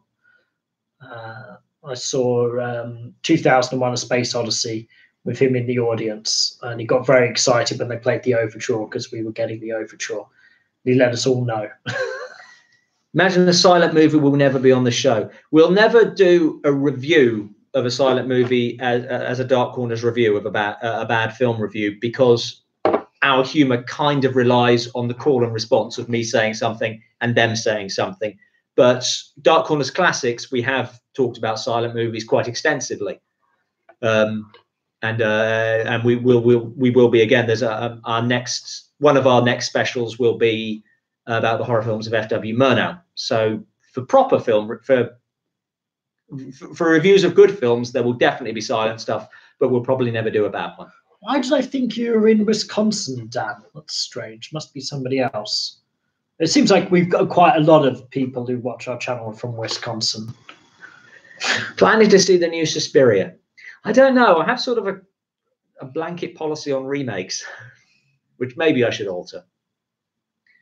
Are there any horrors you have come across from controversial periods of time like Nazi Germany or Soviet Russia? No. Not really from that period. I mean, you get the sort of the late Fritz Lang ones just before he skips Germany. I know that the Testament of Dr. Mabuse ran into problems. Ran into some problems initially, but that was fine. Testament of Dr. Mabuse, I think, was banned. But not in terms of sort of like the bad movie reviews. It's not really where we look.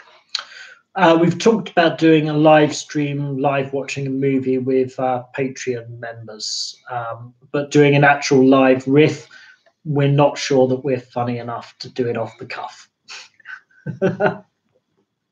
We're not comedians, we're writers. So, you know, as this proves, can't do anything off the cuff.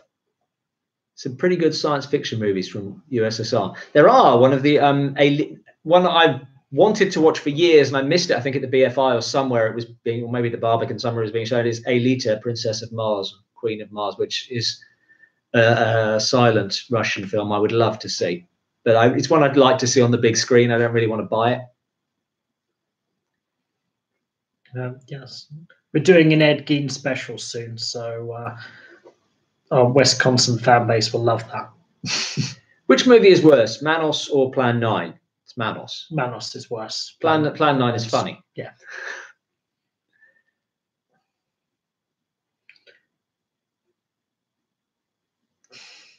Yeah, I mean, I think some of the horrors made during Hitler's regime, I think some of them are horrors retrospectively, that maybe they weren't seen as horrors at the time. Watch Waddle coming to the party late, but yeah, the Bakshi Ring movie. I'm not the only person who prefers Ralph Bakshi's Lord of the Rings. You are comedians in a review way. I sort of differentiate between people who are comedians who stand up in front of an audience and talk, and people who write it in advance. Yeah. Although I suppose stand-ups write it in advance as well. Best decade for horror, if you go back, we've said either the 30s or the 70s, and I think we've come down on the 70s. Certainly, that's the way people have voted. I prefer them from the 30s. Torgo wouldn't be happy about that. Torgo would be too out of it to notice. Torgo's dead. He died like before the film got released, or committed suicide. It's quite tragic. Are you aware of the fact that Led Zeppelin were originally going to do the soundtrack? I was actually aware of that. I'm glad they didn't, because I really like the theme and I can whistle that theme. On the other hand, it would have been interesting to know what they'd done. No way you'll review it due to the year and the genre, but just letting you know there's a film where Jean-Claude Van Damme and Rob Schneider take down counterfeiters making exploding jeans. Really? Yeah, I don't know what to say about that. What do you think of James Dean? Overrated, like Rebel Without a Cause? Yes, I'm going to say overrated. The legend is bigger than the man, I think. Like when somebody dies young, it's certainly a factor of him dying young, but he's an extraordinary screen presence. And that sort of charisma is something it's difficult to bottle. I did like Jackson's Lord of the Rings. Robin doesn't.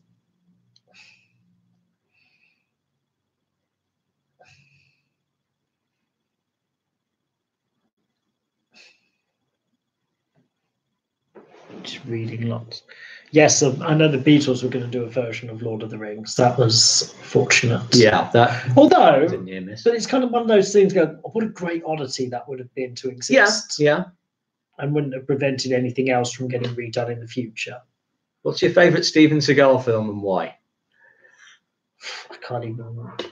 I can think of one of them. I suppose it would have to be Under Siege because it's the only one I can think of.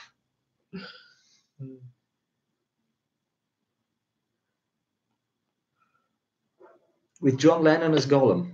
That's interesting. I assume that Ringo. I just immediately cast Ringo as Sam Gamgee. Oh, Mr. McCartney. Sorry, that I probably should have thought of it. I forgot we were live streaming there.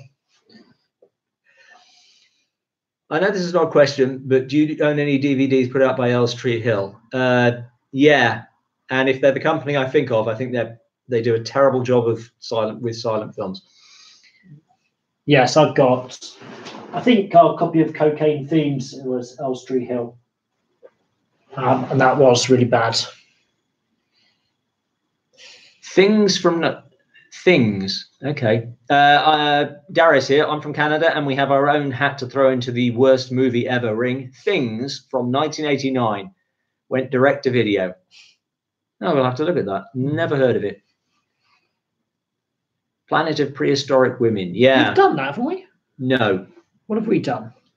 We've done Prehistoric Women. Oh, right. Okay. Planet of Prehistoric Women, I think, is an early credit for. I might be one of the ones that Francis Ford Coppola did for Corman. That it was a Russian film that was brought over and sort of redubbed and extra bits shot. I'm sure somebody interesting worked on Planet of the Prehistoric Women. On YouTube, you can find a TV episode of The Hobbit made in Russia. Sorry about going on. Disaster. It does seem to have upset someone earlier.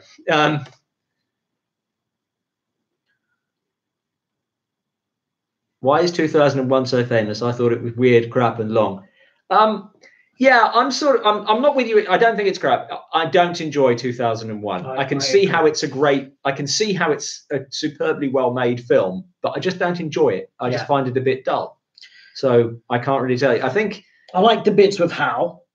Yeah. But yeah, it's quite a slow, meandering film. I think a lot of its reputation is because it's the first of its kind and arguably the only of its kind. There's nothing else like 2001, really. Maybe Solaris, the original one, to an extent. I like the fact that when it came out, people were doing drugs and then going to see it. Right. And when Warner Brothers found out this, they redid the tagline to the film, "The Ultimate Trip." So they're sort of encouraging it. Thank you, Robert Chamberlain. It was Peter Bogdanovich who was involved in Planet of Prehistoric Women. I knew there was somebody. Worst censorship you've ever seen? Oh, I don't know. I mean, this happens before the films come out. I like the fact that one of the films we've reviewed, a chimpanzee was made to wear a loincloth, so it wasn't exposing itself. Yeah, I find that amusing. I read a biography of the makeup man. I think it was Michael Westmore, one of the Westmore brothers, who had to apply a hairpiece to a chimpanzee in that same area, and he tried to kill him, as I think it had a right to do, as he tried to stick a wig onto it. I mean, the fact that The Exorcist and Texas Chainsaw Massacre and Clockwork Orange were banned in the UK is censorship that we could have done without. Far too long a story to tell here, but what Warner Brothers has done with Ken Russell's The Devils, I think, is appalling. That a full restoration of this exists, and they will not give permission for it to be shown. It was shown once about 10 years ago, and obviously they wanted to show it again, put it on DVD. And it's not a question of them stopping in the US. They will not allow this to be shown. We're talking about an extra like 30 seconds of footage. They're just being dicks at some point. Did Stanley Kubrick fake the moon landing? Absolutely not. No. It would have been more difficult to fake the moon landing at that time than it would have been to land on the moon. Do we believe in aliens? Yes, it's a big, big universe, so there are going to be other planets with other life form on them. They have not made it here. Despite all evidence. Wasn't that a Marvel comic that introduced Machine Man? I feel like that may be a reference to something earlier. I don't know. I did know that W, and I was just hoping nobody would point it out. I consider it censorship by Stanley Kubrick. Somebody else recommending Things, which is the Canadian one. Mm-hmm. We're going to have a very long time scrolling back through all these to find all the names of films that people have recommended. Well, I'm hoping... we should just do this once a year and get all these. Yes. Make a note. Make sure we make a note of the names. Yeah. Which is better, Munsters or Addams Family? Addams Family. I mean, to be honest, the original TV shows I could go with either. I think the Munsters was really, but in terms of obviously later reinventions, the Addams Family is streets ahead. What's your favourite genre of exploitation? I consider exploitation its own genre.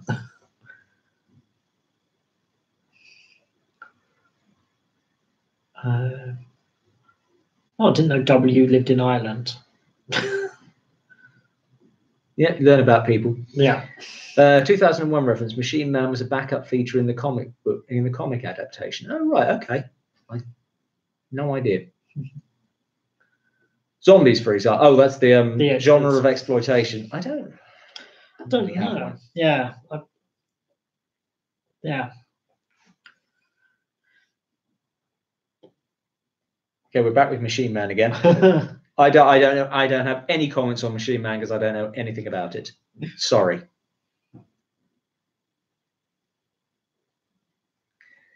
At what point should we draw a line under this? Let's go until let's do 9 more minutes. No, very specific. Well, then it would be 2 hours 20 minutes. Do you believe in ghosts? Have you ever seen one? I do not believe in ghosts, though I think Robin might. I tend not to have strong feelings on stuff that I've never seen one, so I've no reason to believe one way or the other. I've not heard anything to convince. I've not heard anything to make me believe that ghosts exist, but it's impossible to disprove. Good night, I told you so. To prove a negative.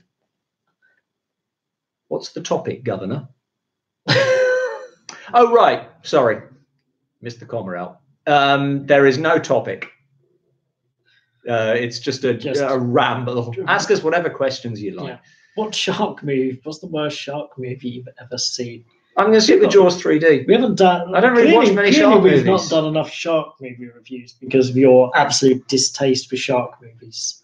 I must. I don't like Deep Blue Sea either. But I think Jaws 3D is the worst one I've seen. But I've seen so few that's probably pretty meaningless. How were the fireworks in Epsom, Surrey? And I'm not far from you. I'm in London, and I used to date a girl in Epsom. It's very nice there. Did you guys watch the Live Inside number 9 last week? I'm embarrassed to say this. It completely fooled me. So I switched over and watched something else when they had technical problems, because I thought, oh, those poor guys, they're doing this live show and it's gone wrong. So I was the twat who actually switched over and watched something else, and found out later that was all part of it. Okay, quick. Fucking did idiot. you watch The Bodyguard? I didn't. Apparently, I called it that, but no, it's just Bodyguard. Yes, I enjoyed it very much. Worst actress do you think has aged the worst over time? I don't think I'm going to answer that. For every bad movie that's barely watchable, there are as many that are simply watchable. Unwatchable. Oh, sorry. Yeah. True. Yeah, that's true. Favorite film based on a true story, an actual true story, not a bullshit publicity stunt. I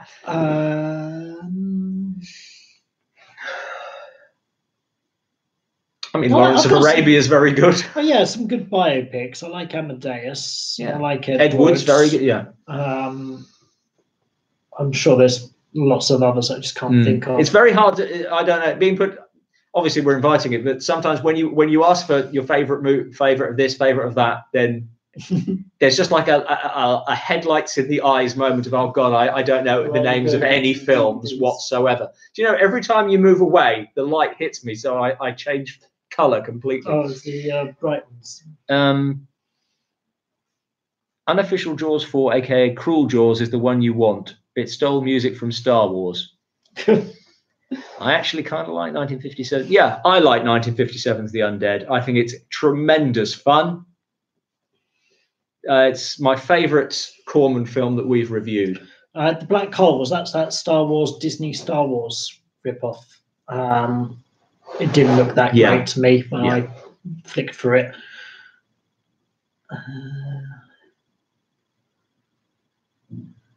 I've missed out. Oh, True Stories in Horror, I think. True Stories in Horror. Does Ed Wood count? That would just be the easy way to go. I think this probably pertains to your Ed Gein special. Maybe. The Exorcist is supposedly based on a true story, so that's there. The Wicker Man, not the Wicker Man. Night of the Demon is not exactly based on a true story, but the character that Niall McGuinness is playing is based to some extent on Aleister Crowley. So maybe if I could have that, then I'd go with that, because I think that's a fantastic British horror film.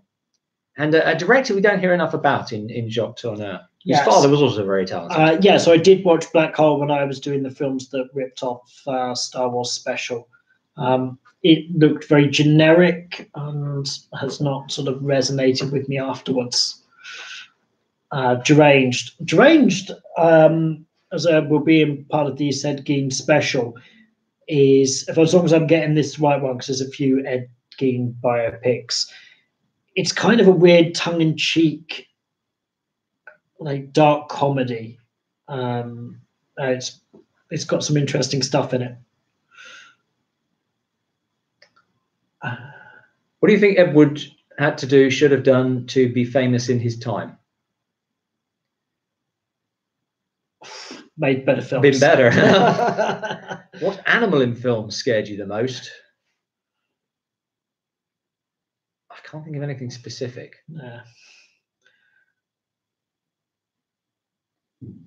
Like Demon, is that what you just said? What's your favourite Star Wars movie? Star Wars. Empire Strikes Back.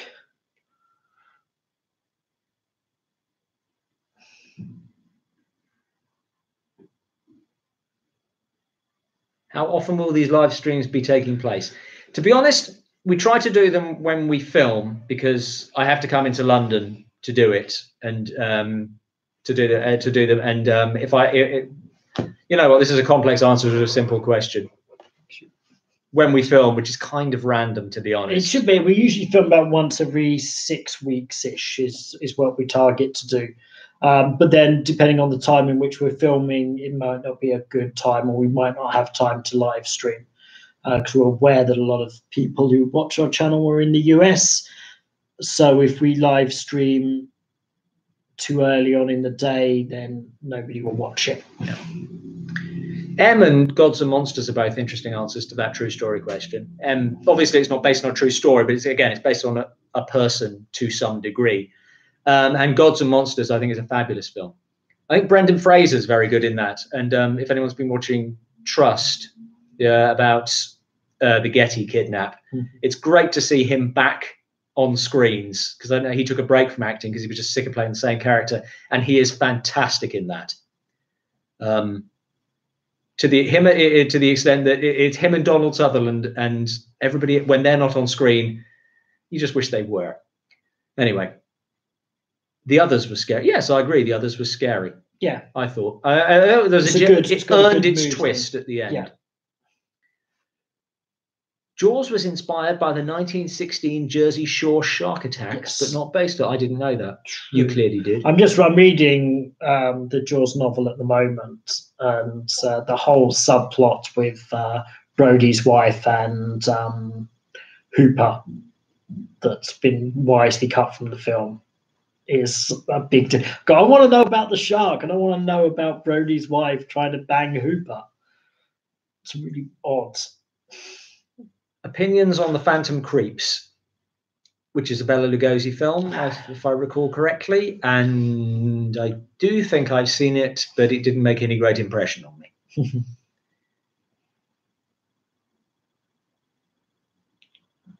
What does Brendan Fraser look like? I think if you're Brendan Fraser, he was the star of the Mummy films. Yes. So basically, he turned up recently and he's put on a lot of weight. And I think there's an element of when he's younger and he's working out a lot to have that body for the films, and then he became like a father and probably didn't have time to work out, and so all of that muscle turns into other mass. I think that's just a case of getting old and being too busy to work out. I don't think it's bad.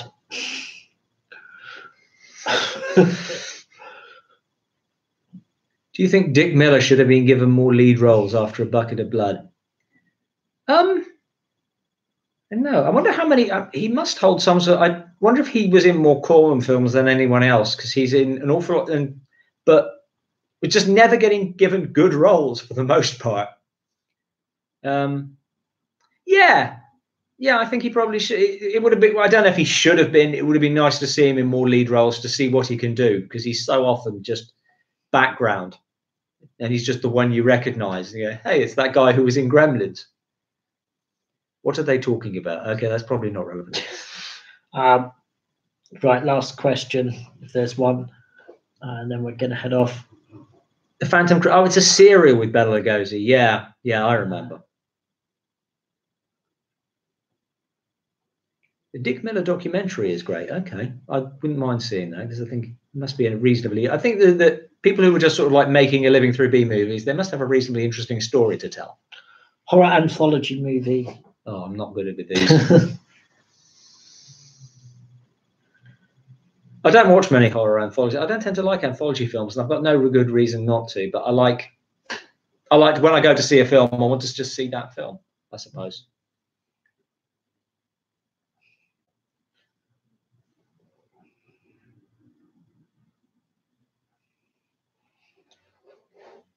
Yes.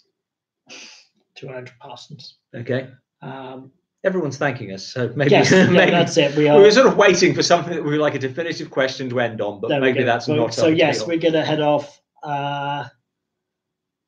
Do you grow up in a city or town that have many ghost stories attached? Yes, because I live in England and there's shit ton of ghosts everywhere. I grew up in quite a small town, so yeah, I think there were stories associated with there's a Saxon church there. There's something called the Tithe Barn. There's a lot of stuff. Yeah, we had ghost stories within our school because it was an old school, and we had this big plaque on the wall that had people who had been killed in the war, and one of the names was burnt out mysteriously. So the ghost in our school was a certain Joseph Lamb. Oh, there you go. And then there were other, you know how they blocked up windows in England in buildings? There was a big window that had been blocked up. So that was also a legend that the old head teacher had been murdered up there. Right. Okay. We're going to call that it. Cool. Thank you all for watching. Good night. With us. We will do this again soon. Before we'll do another one before Christmas for sure. Yeah, we'll try and do them more regularly. Yes. People seem to enjoy them. But cool. Have a good night, guys. I'm going to end the stream. Hope that this text does not disappear because I want to copy it. Unless I can copy it right now. Well, no. This is making for engaging viewing. All right. Night, guys.